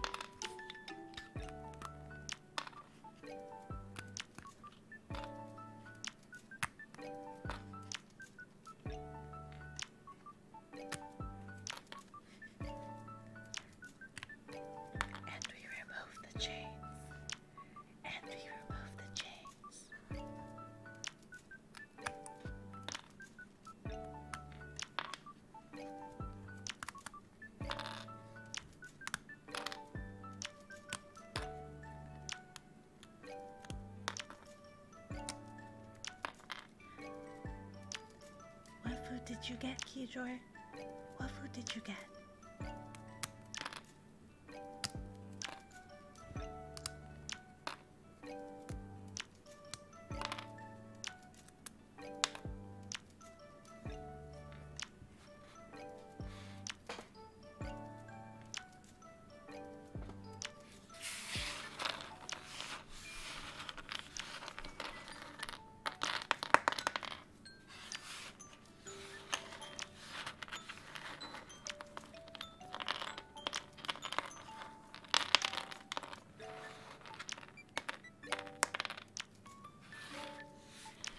You see that Japanime Games has just backed Leaf on Kickstarter thanks to an email.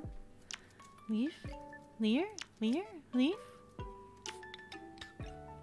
Hmm. Huh?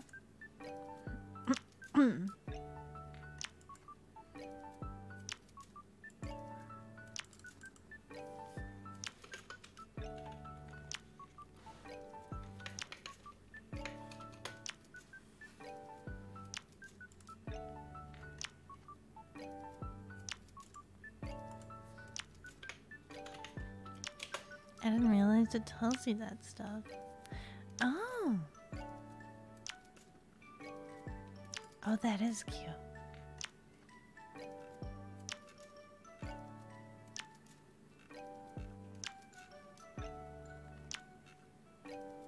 Oh, that is adorable. Oh, those are thick boys. Those are thick boy leaves. Got bacon, eggs, hash brown, and water. Did you make it all yourself?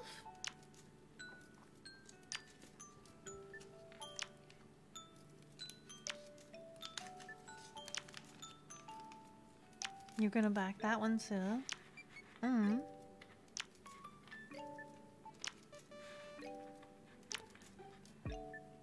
All of the elements are made of wood.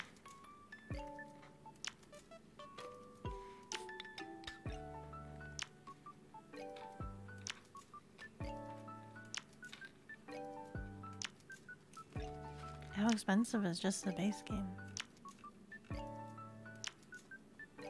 40. Wait. Does that come with the wooden? Or is it the deluxe? What's the difference?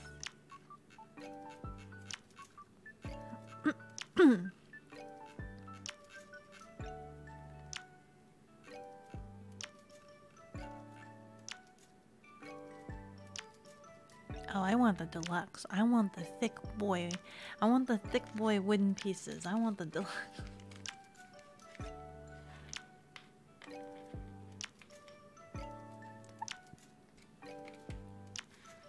You bake your bacon and hash browns, which is why you left? Eggs take like 3 minutes. So do you have frozen hash browns? You just have frozen hash browns? You don't make them from scratch, right?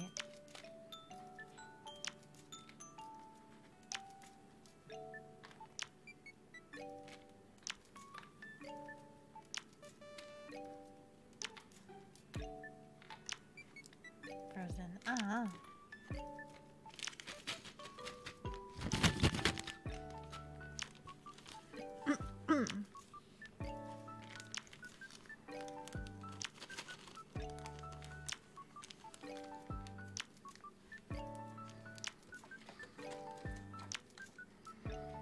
Should I pop out the characters? I want to sleeve these. I want to sleeve these. Wait. Where's the back side? Spoiler alert. Okay, we're looking at the... Oh god. Okay, there's no art at least, so we're gonna sleeve these. I'm not looking at them. I'm not paying attention to them. You can pay attention if you guys want to. I'm having a hard time sleeping because I'm not paying attention to these. Like, I'm not looking.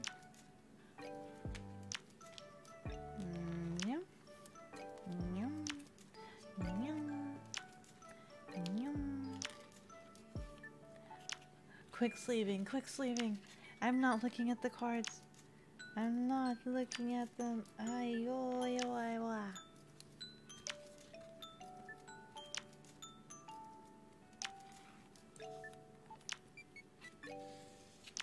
There we go.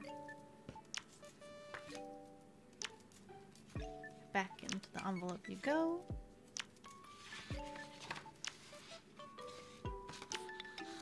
There we go.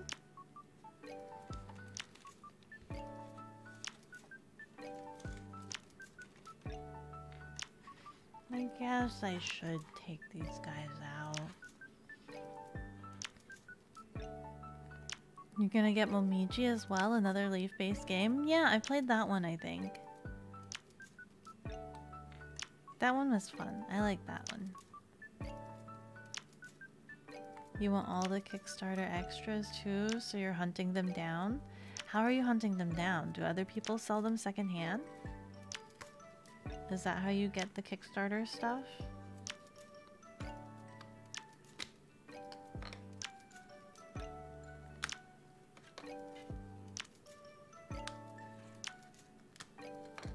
Ba, ba. Ba, ba. Ba, ba.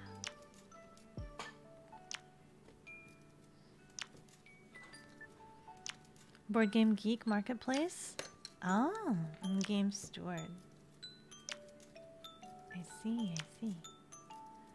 People really do just get extras and sell them? I guess it's the same thing for video games. People will get collector's editions of games to be able to sell. Is it the same thing as well? Where people just get, what do you call them? What do you call them? What are they? What do you call them? What do you guys call them in this dimension?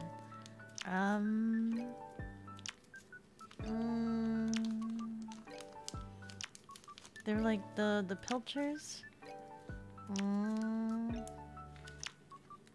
What do you call them? The ones that like... oh, what do you call them? Oh, I forgot.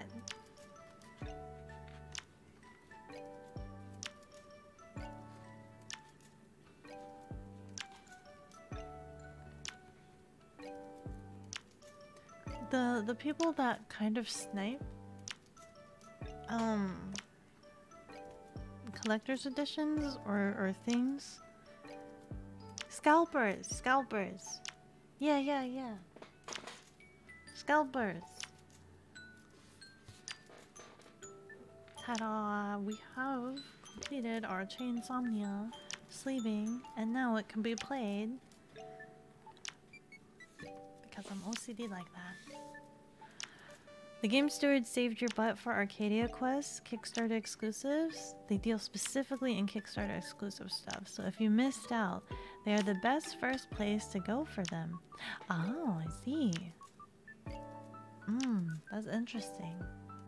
That is interesting. There have been a couple of Kickstarters that I've missed out on that I really, really wish I had all of the cool stuff for. But only for like fresh things, right? How much does the price go up? How much do they jack the price on there? Do you know? Let me go get another one. You mentioned Momiji, right? Momiji? Let's see here.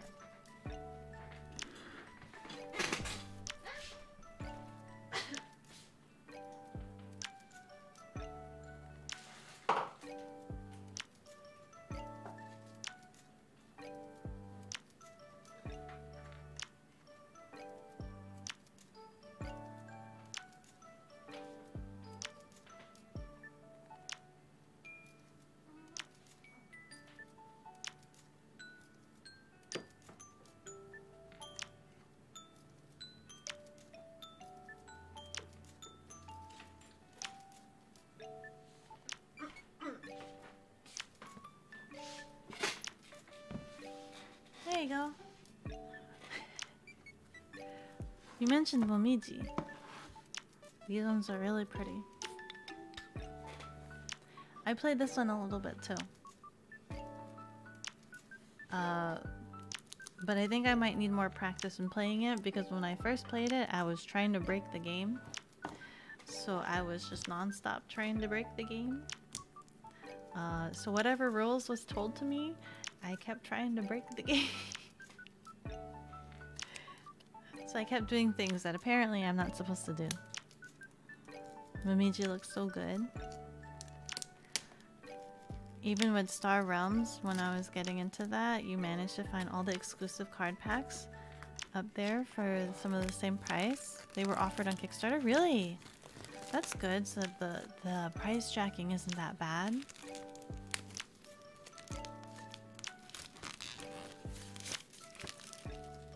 Just good, wholesome people just wanting to make sure. Look how nice and look at the color. Just look at that. Look at how nice and vibrant that is.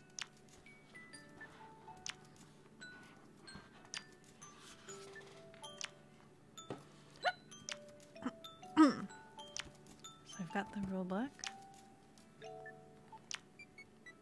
We've got the different tokens and all the little acorns. And of course, they've given you your complimentary Ziploc bag for the tokens. Let's pop out the tokens first. Oh my god, what sizes are you? Oh my god, what sizes are you? Are you a square? Are you a perfect square? What is your measurements? And do they make sleeves for you?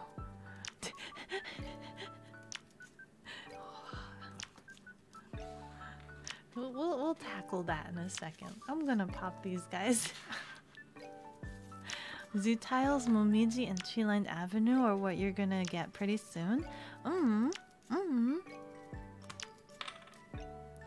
let me lower that down so you can listen to the poppin'. For Zoo Tiles, there's one.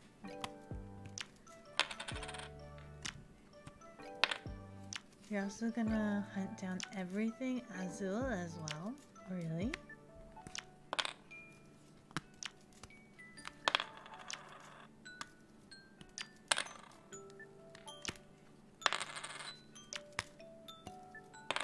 Zutiles is doing a lot of cool, interesting things. I know there's gonna be a Kickstarter for that one. Are you waiting for that?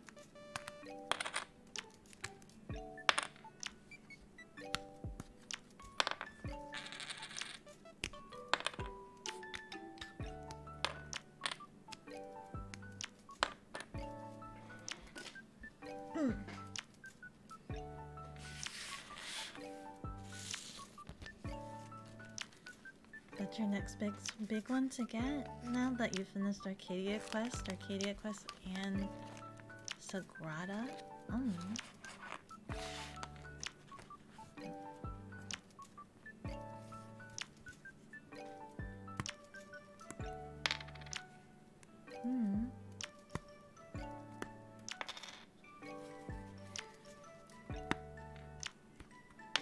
Are you looking forward to the...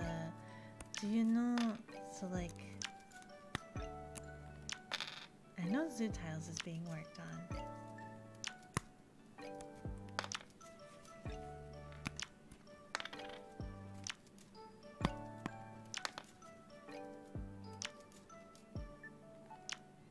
It's always satisfying to punch out all of the punchables. I know. Hello, welcome Cecile. Welcome.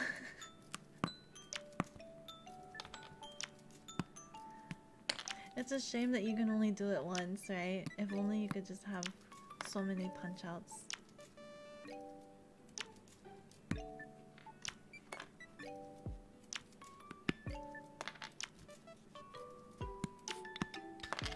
Kickstarter exclusive stuff from Momiji were wooden acorn tokens. Really? Wow. 3 expansions and something else? Oh. I think I was only given the base game.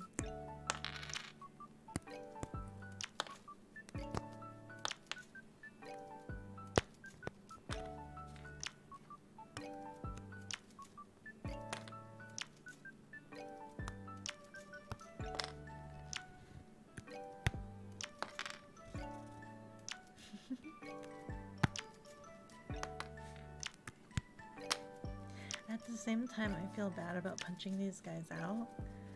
Because I'm just like, it's the same thing that I have about stickers. I don't like using stickers because then it's like one and done. So it's kind of like the same thing with these guys, where it's just, I don't want to punch them out because then I can never punch them out ever again. It's one and done. I will never be able to experience punching them out again.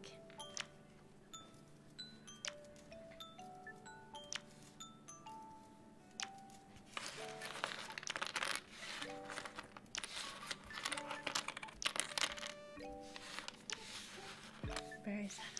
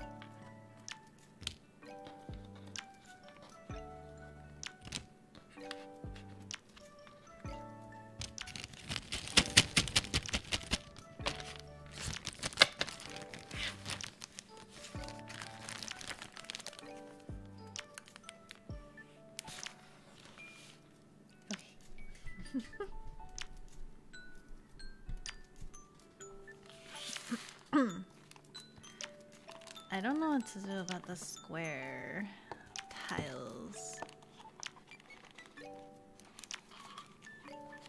Are these papers that you can keep track of? Oh yeah, they are. Okay, that's cool.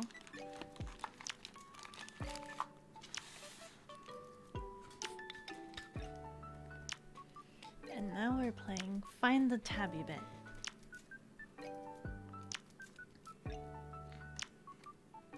Do you guys have, I don't anymore. But you know, like, during the fall season when all the leaves would fall? Have you guys ever... You guys have got to play in, like, leaf piles before, right?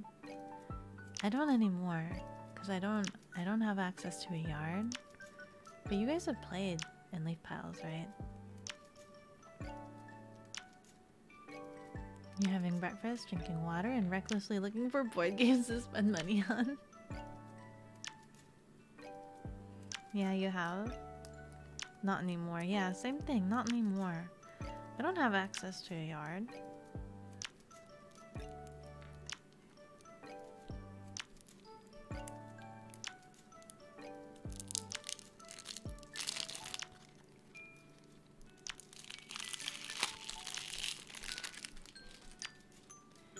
These ones have nice tactile to them. I don't know if you guys know what the Momiji cards feel like, but they've got this nice kind of grain to it. It's really, really nice. I don't know if the camera will pick up the grain. I don't think it will. Oh, a little bit, a little bit, a little bit, maybe. It did for like a second. It's kind of hard to see. Maybe it'll be better on the back. Yeah. Oh, you see right there in the lighting?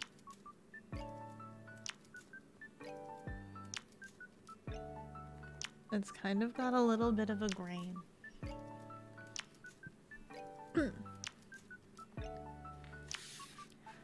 You haven't played in a leaf pile in a while? One time you saw a big bug egg? Oh my god, what? Under a leaf? And it icked you out? I get that. No, I get that. When you're younger, you don't think about it.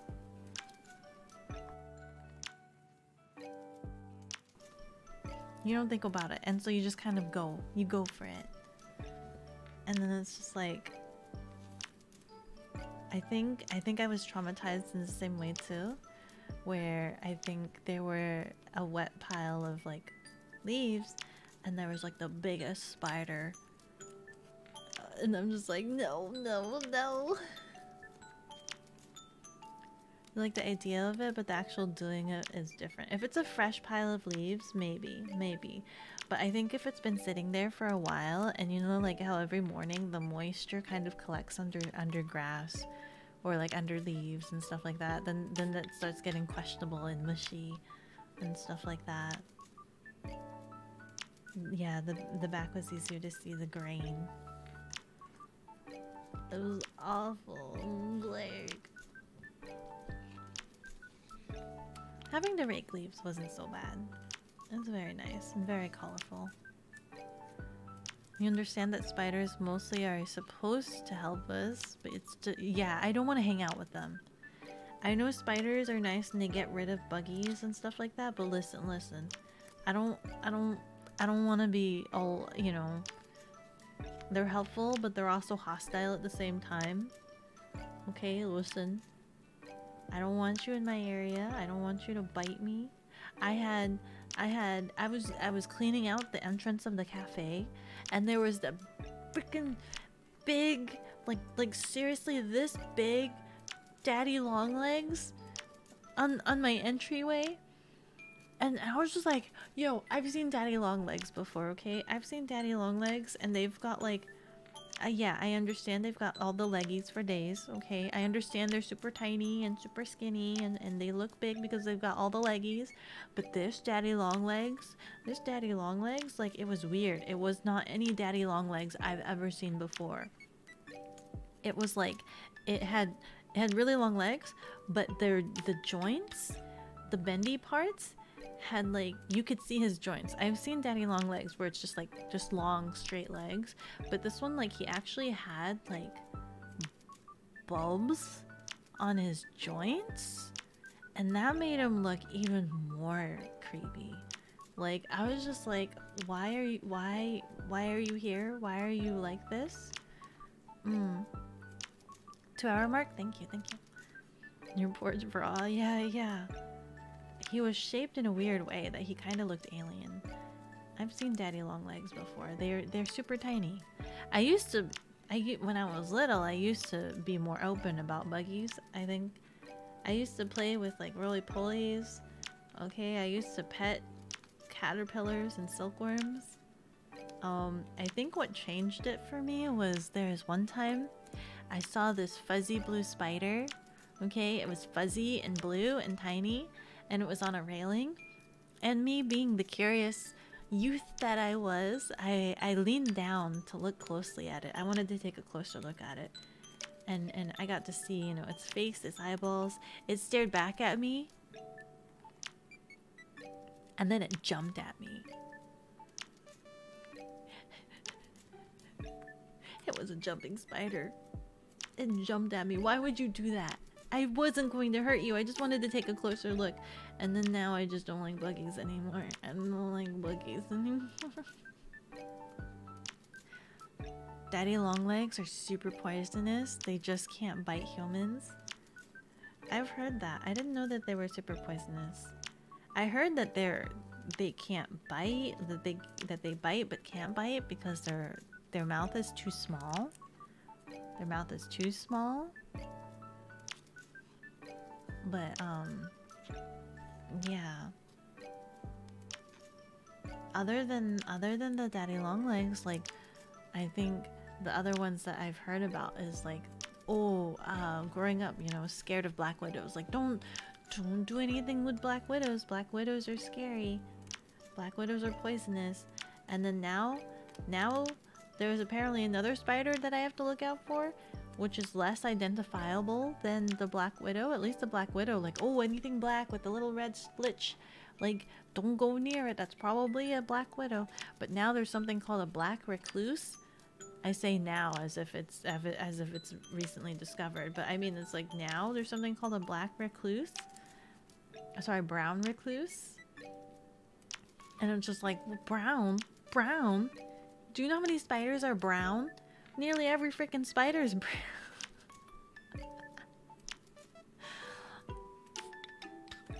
Your porch is enclosed in like this square, lights above, in the corners like pillars. Oh, do you have like a tea entry room? Like I don't know how you call it. I think it's like a tea room or something like that. In the summer and fall, sometimes spiders make their webs in between those pillars, as they are just long enough to make a web with. Oh, so in the day when you leave out, bam, right in the face. Oh my god. I've walked into, you know, like spiders can kind of fly. Well, not really fly, but like they parachute. Have you seen a spider fly? Parachute? Glide? I don't know. Glide? Have you seen a spider glide? They like let out a catching thread, and the wind picks it up, and that's how spiders can glide through the air on their own little parachute. When you're coming home, you see one when you're approaching it. You see the spider web when you're approaching it. Yeah. You just have a habit of spinning your lanyard or umbrella in front. I mean, yeah, you might as well. It feels so awful to walk through spider webs. It feels awful. Because you know you've just like, one, you've ruined a home. Two, now you don't know if there's a spider on you. You don't know if you've picked someone up along the way. When you were little, you heard a brown recluse, but you didn't realize it was a spider. You thought it was a squirrel. Oh my god. The reclusive squirrel. That'd be crazy if squirrels were that dangerously poisonous. Can you imagine? You'd be terrified of squirrels. You're not terrified of squirrels, are you? Hi, Cooks. How am I doing? I'm doing good. I sleeved Chainsomnia, and now we've moved on to Momijas since Kojiro mentioned it, and I do have the game, and it does need to be sleeved. It does in fact need to be sleeved.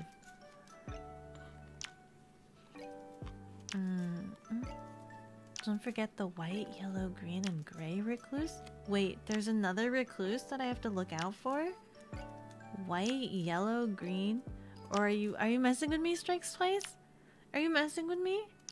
Do you mean it's all, is it all of these different colors? Or is it, do you mean like white recluse, yellow recluse, green recluse, gray recluse? Or is it the white, yellow, green, gray recluse? Yeah, it's interesting. Hi Cotton, how are you doing? Y'all late? Hello, hello, welcome. Everybody is late risers. Late risers today. Dreams are made of stardust, but what is stardust made of? We were talking about dreams earlier.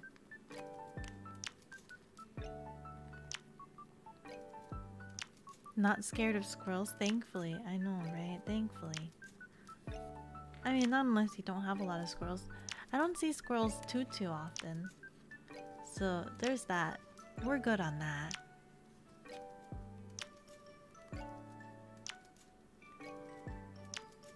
Got an email that Japanime Games just backed a game called Leave. Check it out. Yeah.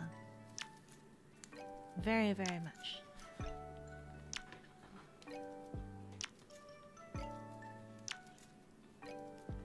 You like when game designers consider sleeve cards when they make the box? You have a few games where the contents don't fit after you do it? Yeah. I know for a lot of these, we try to consider sleeves for them, but I don't think they consider my way of sleeving as well. I don't, which I don't blame them. I'm a special case. I don't anticipate games to fit after I've been through with them. I've been doing good. I've been good. I've been trying not to oversleeve, but to explain to you how bad I oversleeve, I think I've even posted a picture on my Twitter. I posted a picture on my Twitter and in the Discord. My very first game that I ever owned was Heart of Crown, and I was so OCD and overprotective of my game. I double sleeved every single card in that game and triple sleeved the princesses. So I don't think there's any game designer box that could anticipate my sleeving. Yeah, I'm very special. I'm very, very special. I'm trying. Listen, I'm only single sleeving. I'm single sleeving. Okay? No matter how hard I want to sleeve more, I'm single sleeving. I'm being okay. Granted, it still doesn't change the fact that I've used hard sleeves for my Kamigami cards. It does not change the fact that I've used hard card sleeves for my Kamigami God cards. Because, listen, those are big boys. Those are big boys. I need to get more sleeves. Oh, wait, I have some here. You can appreciate wanting to take good care of your things. Yeah. It was my very, very first card game, guys. It was my very, very first tabletop game. So I was just like, listen.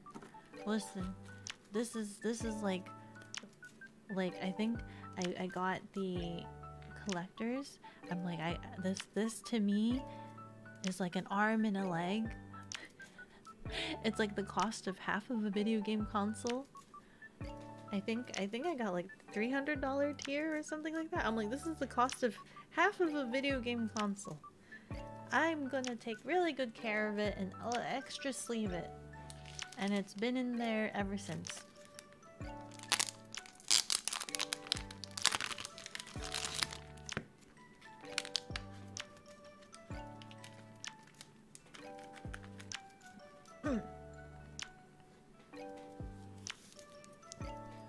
I think the only games with that much sleeving in mind are TCGs. Yeah, but they're not making game boxes for you. They expect you to get your own game boxes. They make them, and the sleevers make them for the TCGs. The sleevers are just like, we'll make all these different kinds of sleeves. But the TCG people, they don't really care. They make the cards, and they're like, there you go. You do what you will. It's everybody else that are thinking about it. Everybody else is thinking about it. You make your own containers. You get your own containers. I don't think the TCG people pay attention to that. Do they? Do they?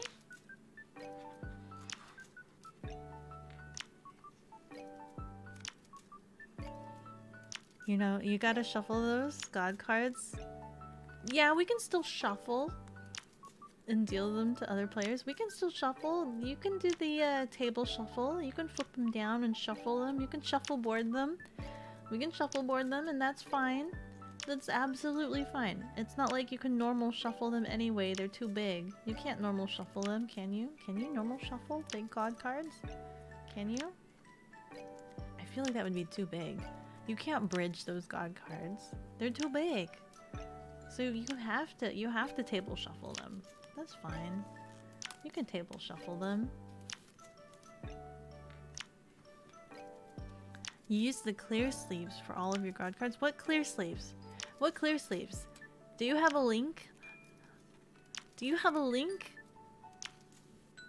And even that was ridiculous to shovel. Do you have a link of the sleeves that you use for your God cards? Do share. You want to know what I've been using? Do I still have it next to me? I've been using these. The big old plastic top loaders. Oh, a lot. The ones that Japanime games sell? They're sold out right now. They're sold out right now. Are they back in stock? I'm just like, oh, uh-oh. Sees other card size, uh-oh.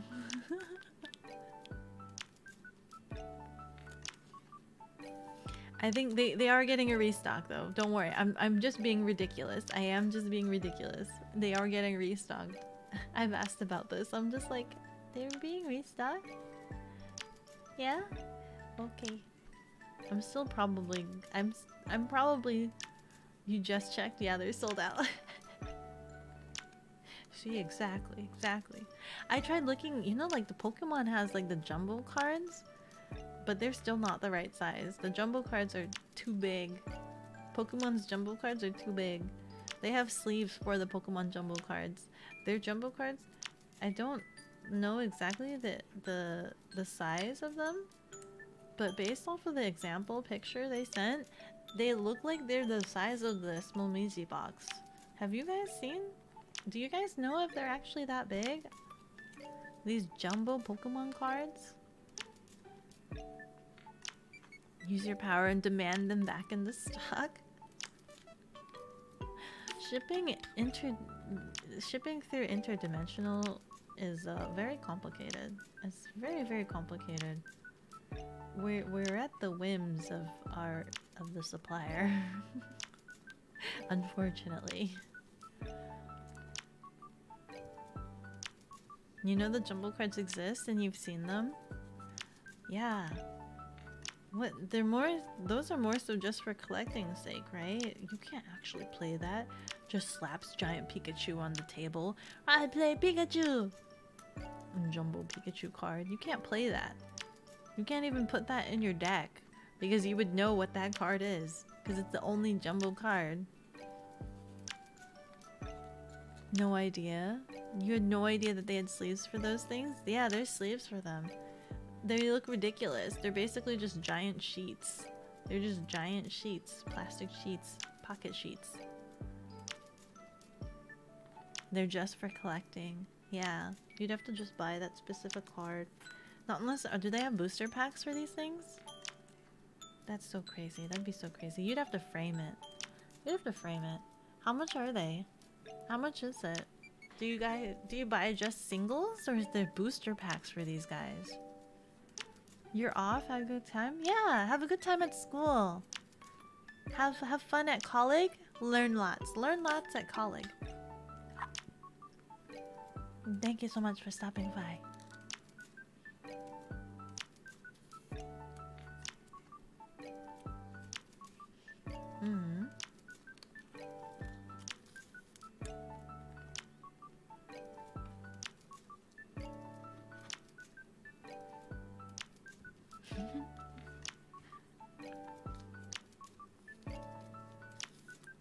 Nowadays, though, I think... Who was it that was saying? I forgot. Where a lot of TCGs are more for collector's sake now.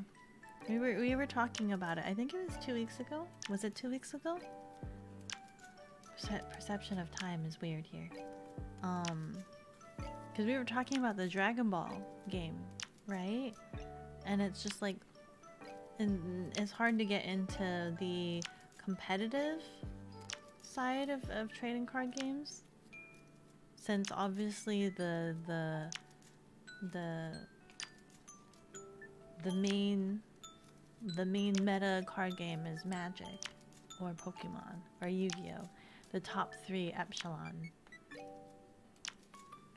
The jumbo cards come in these special collections, like you get in a 10 to 20 booster packs or something, like 10 to 20 large jumbo cards. Unconventional thing. It sounds very unconventional. You bought a game and they provided sleeves with it. That's nice. That's nice. What if you damage your sleeves? Then you would have to replace them, right? Do they sell them by themselves? I really love the purple leaves.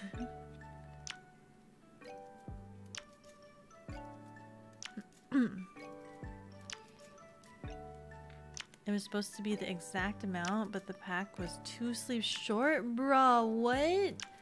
2 sleeves short? Why would they do that? They shouldn't make it exact, because what if some of the sleeves come damaged? Like, for instance, I put a sleeve to the side just now because it's bent. Just for the simple fact that it's bent at the top, I didn't use it.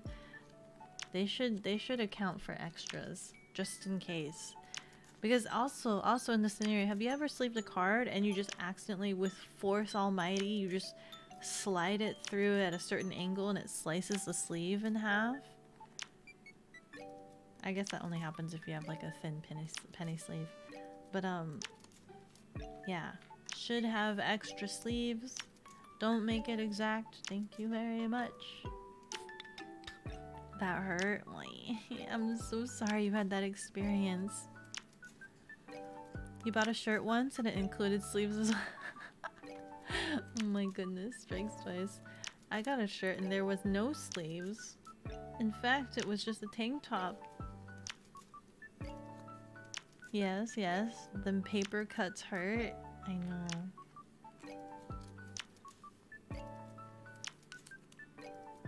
I've seen people that like speed sleeve cards and it hurts me. Like I'm going at a moderate pace right now, but I've seen people that like go really aggressive when sleeving and it hurts me because one, I saw them like rip through a sleeve, but two, you know when you're trying to sleeve in that last corner, like right here, and if you don't do it well, that top bit of the sleeve can just grind the bottom corner of your card and just like serrate it, and that drives me crazy. And I saw it in this one video, someone sleeving cards, and they were like going so aggressively that they kept serrating the bottom right here. I'm like, please stop, please stop, please stop. Please have mercy on your cards.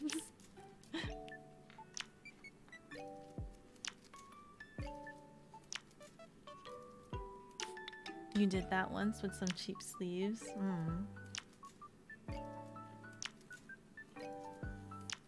You bought some sleeves for your Yu-Gi-Oh cards. Had Hatsu Miko on it. You were speed running your sleeving and your cards cut through the side. I know. I've done that. I have done that before. I have like cut through the sleeves. I was using like penny sleeves. The really thin penny sleeves. You were so annoyed.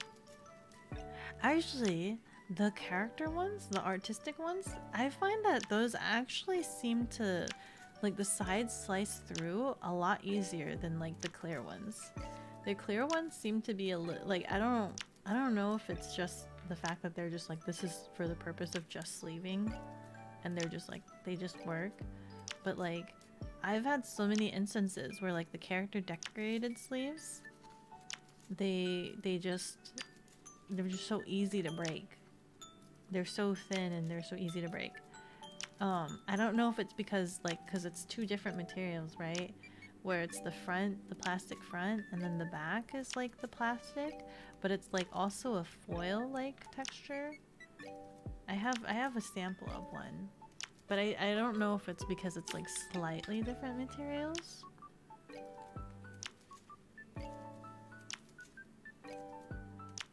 It's crazy though, because it's like they're supposed to, their purpose is to be able to protect the cards, but if you're able to just like rip through it, it's just like, how protective are they?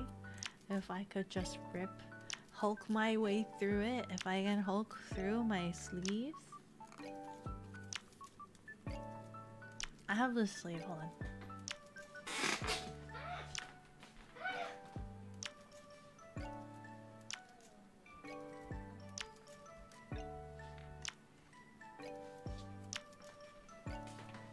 Actually, it feels a little bit thicker.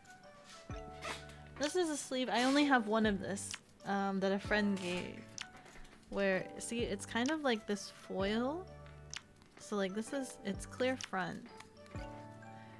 And it's got like, it's got shiny foil. It's like, how can I get it to show how shiny it is? It's like a foil.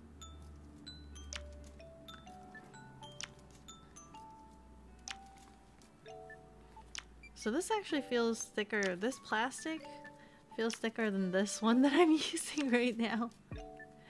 But my friend that gave this to me, I only have the one sleeve, I'm not gonna use it. But they were like, they ripped through so many of it because they were hulking through it and whatnot. It was interesting with like the different grades and like the feel of the plastic. Like this feels super thin. This one feels super thin, what I'm using right now. And then I've had other ones which feel super thick.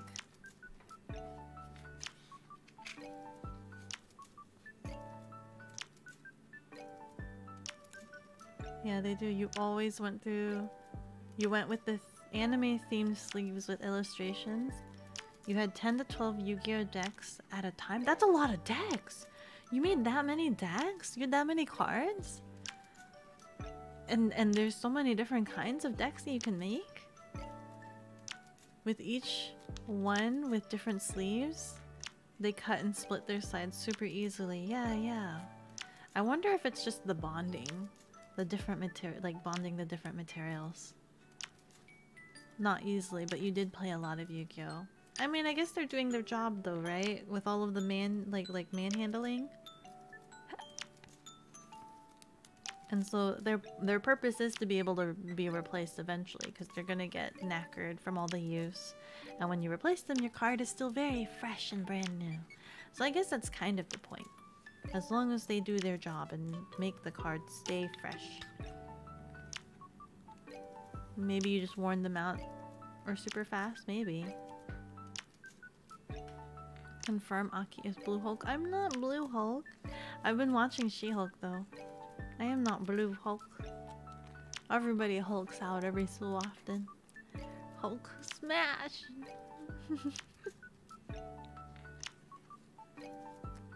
Clear front, thicker back side or something. They're not equal on both sides, yeah. Is that... I think so. Prisma Ilia? I believe so. I only have the one sleeve. Only because, I was trying to figure out how to do the manufacturing for decorated card sleeves. So I had the sample at the time. I'm like, can I borrow one of those for references on the materials that was used to make this card sleeve? Thank you very much. You were huge in Yu-Gi-Oh! You were in it since it started? Yu-Gi-Oh! Is so complicated to me. There are some cards where it's like just a huge paragraph. I think I was told when making trading card games, you have to, like, you can't go any smaller than font size 6. And font size 6 is still small, but apparently you can go smaller than that. But like, recommended for easy reading, don't go any smaller than font size 6. If you have to go any smaller than that, then it's just like you're in danger zone of not being like illegible. You quit in college? 5DS. I'm assuming that's a series of the cards. Think sleeves can't stop you from feeling the heart of the gun. So true. So true. I mean, if you sleeve your cards with some waifu, then all of your cards have hearts, right? All of your cards make you go doki doki. If you sleeve them with your waifu. Now you only play Weiss Schwartz, as you saw. I tried learning how to play Weiss. A little bit. It's complicated. I only wanted to play because I got the Hololive cards. That's it. I don't really plan on getting any other set other than the Hololive cards. That's it. Just VTuber through and through. I saw that they do have collaborations with other animes and stuff, but I don't imagine they'll do any animes that I particularly like. I saw that they did Sword Art Online. What other ones? I know that certain Scientific Railgun, maybe? I don't know. But I was in it for the Hololive. And I got signed, was it? Korone. Signed Korone. But the cheaper Korone, not the expensive Korone. Not the expensive Korone. Modern Yu-Gi-Oh cards, paragraphs of walls of text, yeah. They have to explain so many things. Explaining after explaining. Ta-da! I don't know if I'm gonna open these ones. These ones are the square ones. I don't really have sleeves for these, and I don't think sleeves exist? Question mark? For these? For the square Momiji? I'm sure I can find some I think I've seen when I was looking for sleeves for the god cards for Kamigami, I think I saw some square ones.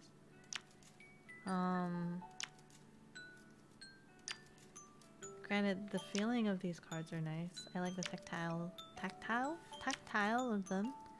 So they might not need them.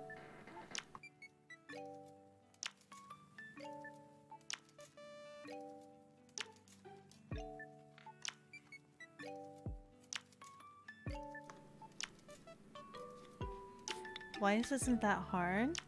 There is a handful of moving parts, plenty of zones, but it's pretty easy what they all do. Someday you can show me how to play it or reference the YouTube tutorials that you use before you bought your first deck. Maybe, that would be really cool. That really would be. I don't think I have to care about an order, right?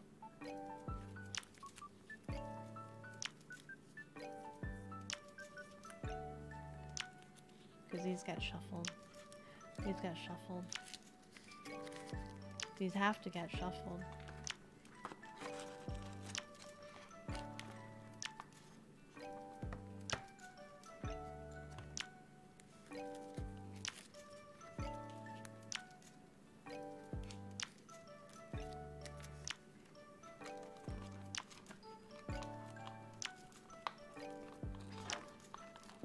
Oh, the pencil. I'm just like, why is it being weird?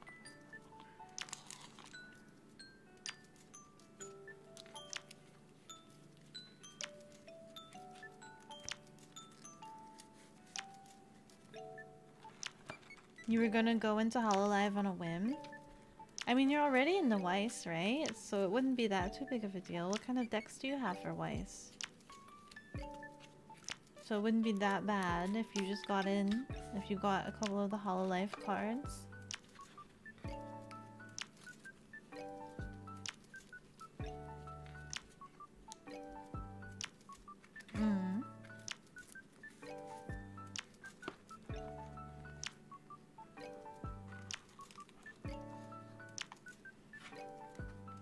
I'm being weird with my cards again. I'm being weird with my cards again.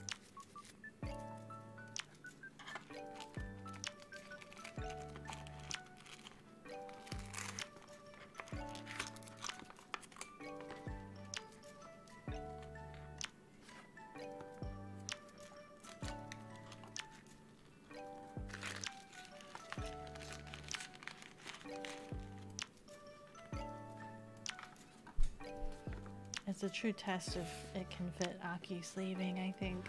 It's a true test if it can fit Aki sleeving. Ta-da! Momizi! Another one done. I have so many games that needs to go through the sleeving process. Ah!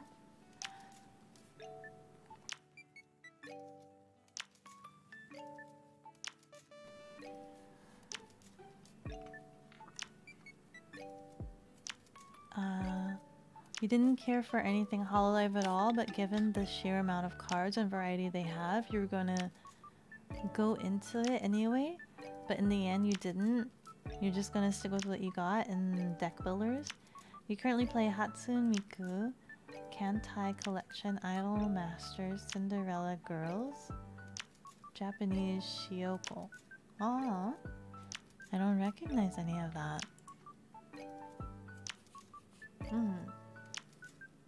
Same, though you need to actually buy sleeves instead of more games eventually.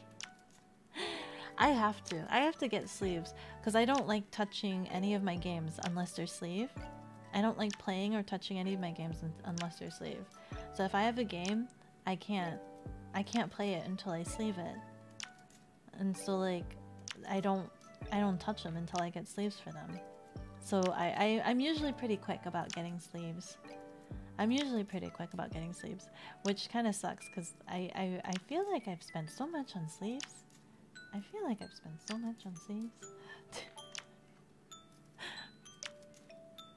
But at the same time, I like my games to last. I want them to last. Because I pretend I have the mindset of like, what if they never make it again? What if it gets damaged beyond repair? And then I can't play it anymore. It's not the same thing as like video games where it's like I can uninstall it, I can reinstall it, I can uninstall it, save slots, whatever. This one, they have, I guess for lack of better wording, they have like a shelf life. If you don't take care of it, they have a shelf life, and there's only so many times you can play it before it gets destroyed. So you have to take care of it. They are older sets. Hatsune Miku is like 2014, you think? It's the oldest you have? You were gonna get into review Starlight at 1.2? Oh. Imagine Doll Idols? Wait, sorry, Imagine Idols, but instead it's stage plays. Instead. I see. Hi, Board Game Heaven. How are you doing? Hello. How are you? Let me switch back.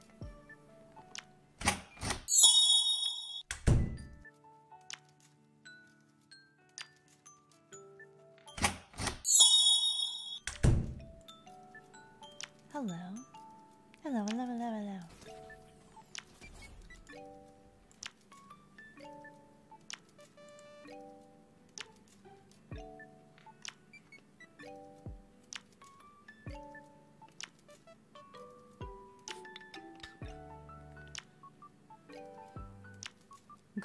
Good day.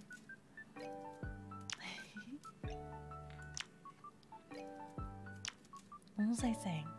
What was I in the middle of saying? There are some cards, actually. They're not like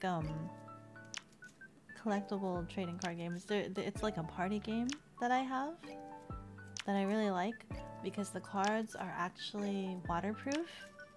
They're supposed to be tear-proof and waterproof. Cards like that, I'm just like, hey, I don't have to worry.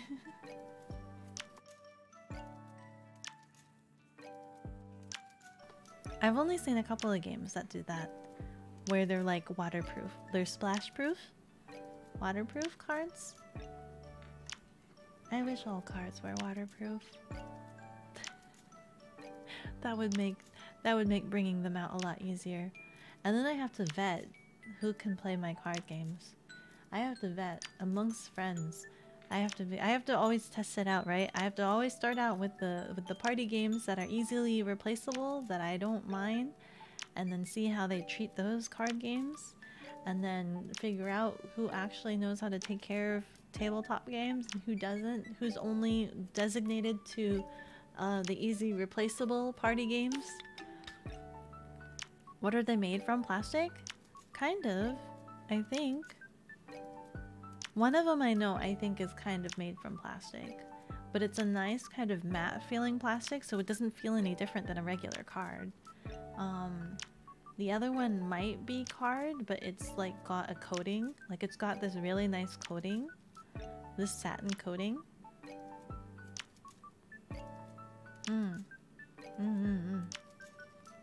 But they're party games, they're not actual board games. I think there is a board game that I heard was splash proof. I don't remember. It might not be true. But the one game that I like, that's a party game. I don't think I have it out right now. But it's like a stacking game. It's a dexterity game. Been a while since you saw me on. Every Tuesdays and Thursdays I stream 8 AM PST. You finished your review for Ramen Ramen? It'll go online tomorrow. I'm excited. You can when you upload it, can you post it into the Discord? I'd love to see it. Sweet, yeah, very much sweet. Are you part of the Discord? You will? Yeah, I'm excited. I'd love to see it. Does it involve a rhino? The game that I'm talking about?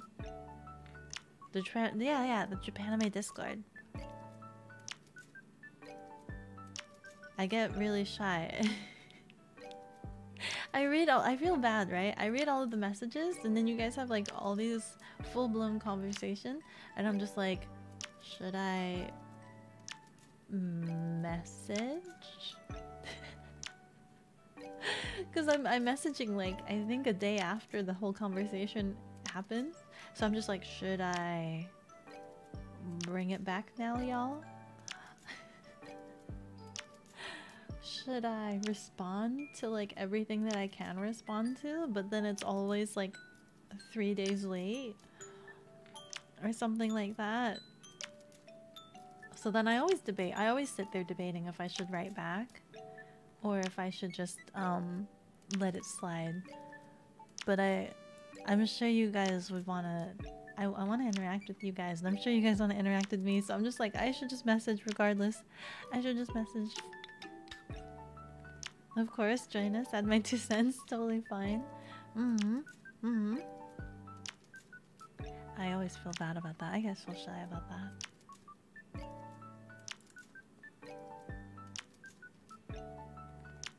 That's the great thing about text chats, it's always there. That's true, it is always there.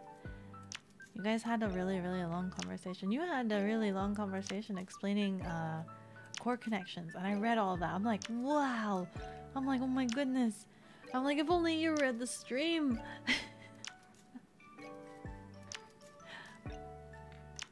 And then we talked about Better Man, and then you knew Better Man, but you weren't at the stream. I do appreciate that you do check back on the VODs when you can't make it. I do appreciate that. I really do. I've actually been debating, so I know I was invited to affiliate,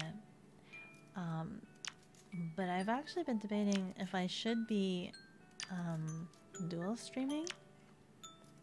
Right now I'm only available on Twitch, but I'm wondering if I should look into also streaming on YouTube while I still can.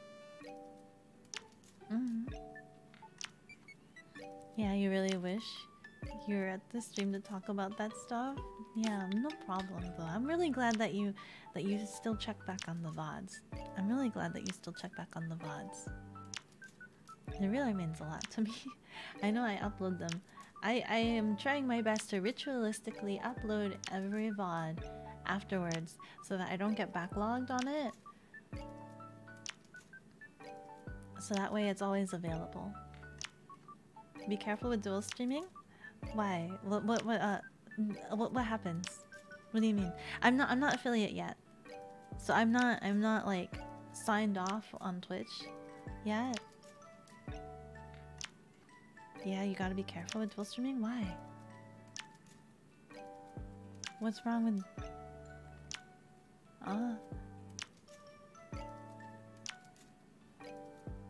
Twitch has... Yeah, I know Twitch has rules, but I'm not affiliate. I haven't signed any of the papers. I know they have it for if you're affiliate, you can't dual stream if you're an affiliate. You can stream on YouTube, but if it's not, as long as it's not the same stream as on Twitch. And if you stream on Twitch, you can't upload it anywhere else until 24 hours later. But if I haven't signed the paperwork yet, I should still be able to. That's the only drawback you can think of if you're an affiliate, yeah. So I haven't signed the paperwork yet. I've been invited already, and I know you guys are excited about the emotes and stuff like that. And I'll still work on emotes, and I'm gonna be working on adding them into the Discord. That way you guys can at least use them in the Discord. But I'm wondering if I should do dual streaming, both on YouTube and Twitch. But I know you guys really like emotes. That's the downside. But I guess I was thinking about, I was, because I saw that, the Let It Die company, they debuted their VTuber, and she dual streamed her debut on both the Twitch account and the YouTube account. But they've been streaming for a while, so there should be no reason why they wouldn't be affiliate already. other than the fact that they're using the perk to stream on both platforms.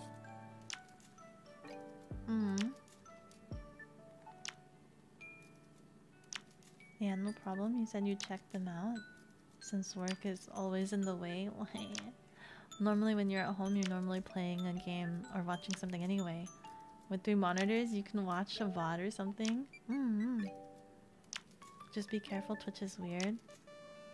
You're playing Let It Die right now? Yeah. So, I saw the Let It Die guys, the people that made Let It Die. So they're releasing their new game-ish, I think. Don't quote me if I'm incorrect. So there's Let It Die, and then there's Deathverse Let It Die, which I guess is coming out on Steam October. I think it was like 6 or 8 or something like that. And in honor of that, there's like a character in the game called Queen Bee. She's a VTuber. They made a VTuber of her, and she debuted over the weekend. And I got really excited because I was just like, I want to play this game. And I thought Queen Bee was kind of cool, and I'm just like, part of me was kind of hoping that maybe we could do a collab, and she could show me the game, and I can be very awful at it because I'm awful at all the video games that I ever play. But I did send a message. I sent a message to Uncle Death, but I don't know if he'll respond to me. I don't know what I do. What do I do to get noticed by Uncle Death? Do you know how I can get noticed by Uncle Death?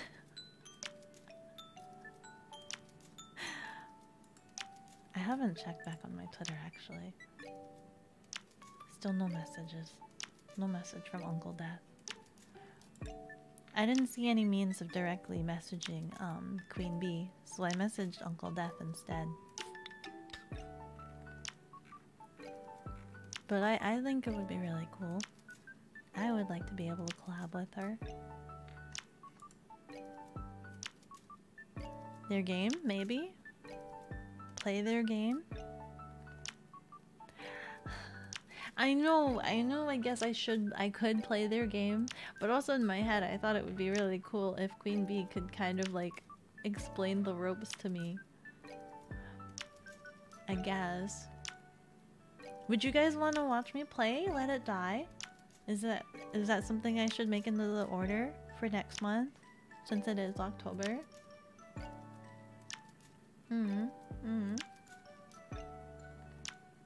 Sure thing. You're looking forward to the 3 more days of work, 1 more week till start. Yes. That's right. I have to finalize the date because I think I'm gonna get I'm gonna have another convention call in for you guys. I have to finalize the date. I have to make sure that I don't forget to include that on the order sheet for next month. But yes, thank you so much for reminding me.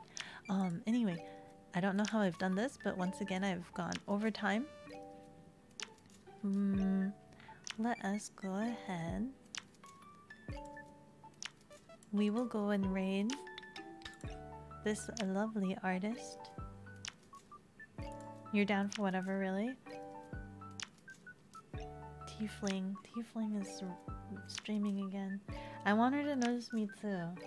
I want to do a collab with Tiefling as well, but I think I have to work up my ranks before I can do anything with her. So let's. I stared back. I'm like, should I raid her again? No, I should give it a wait.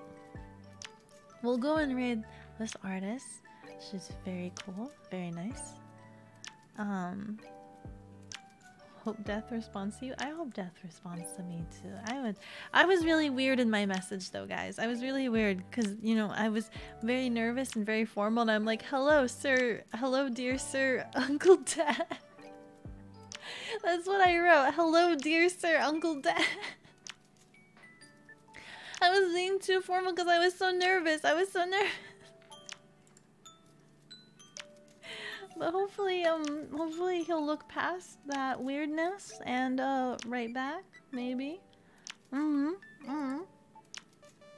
Maybe. But anyway, Yes. Thank you so much.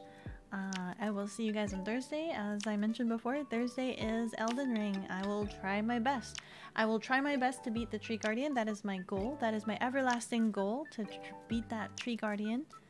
Thank you for the stream. Yeah, no problem. Thank you so much for being here.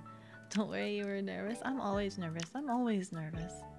See you later. See you in the Discord. Goodbye, guys. Bye.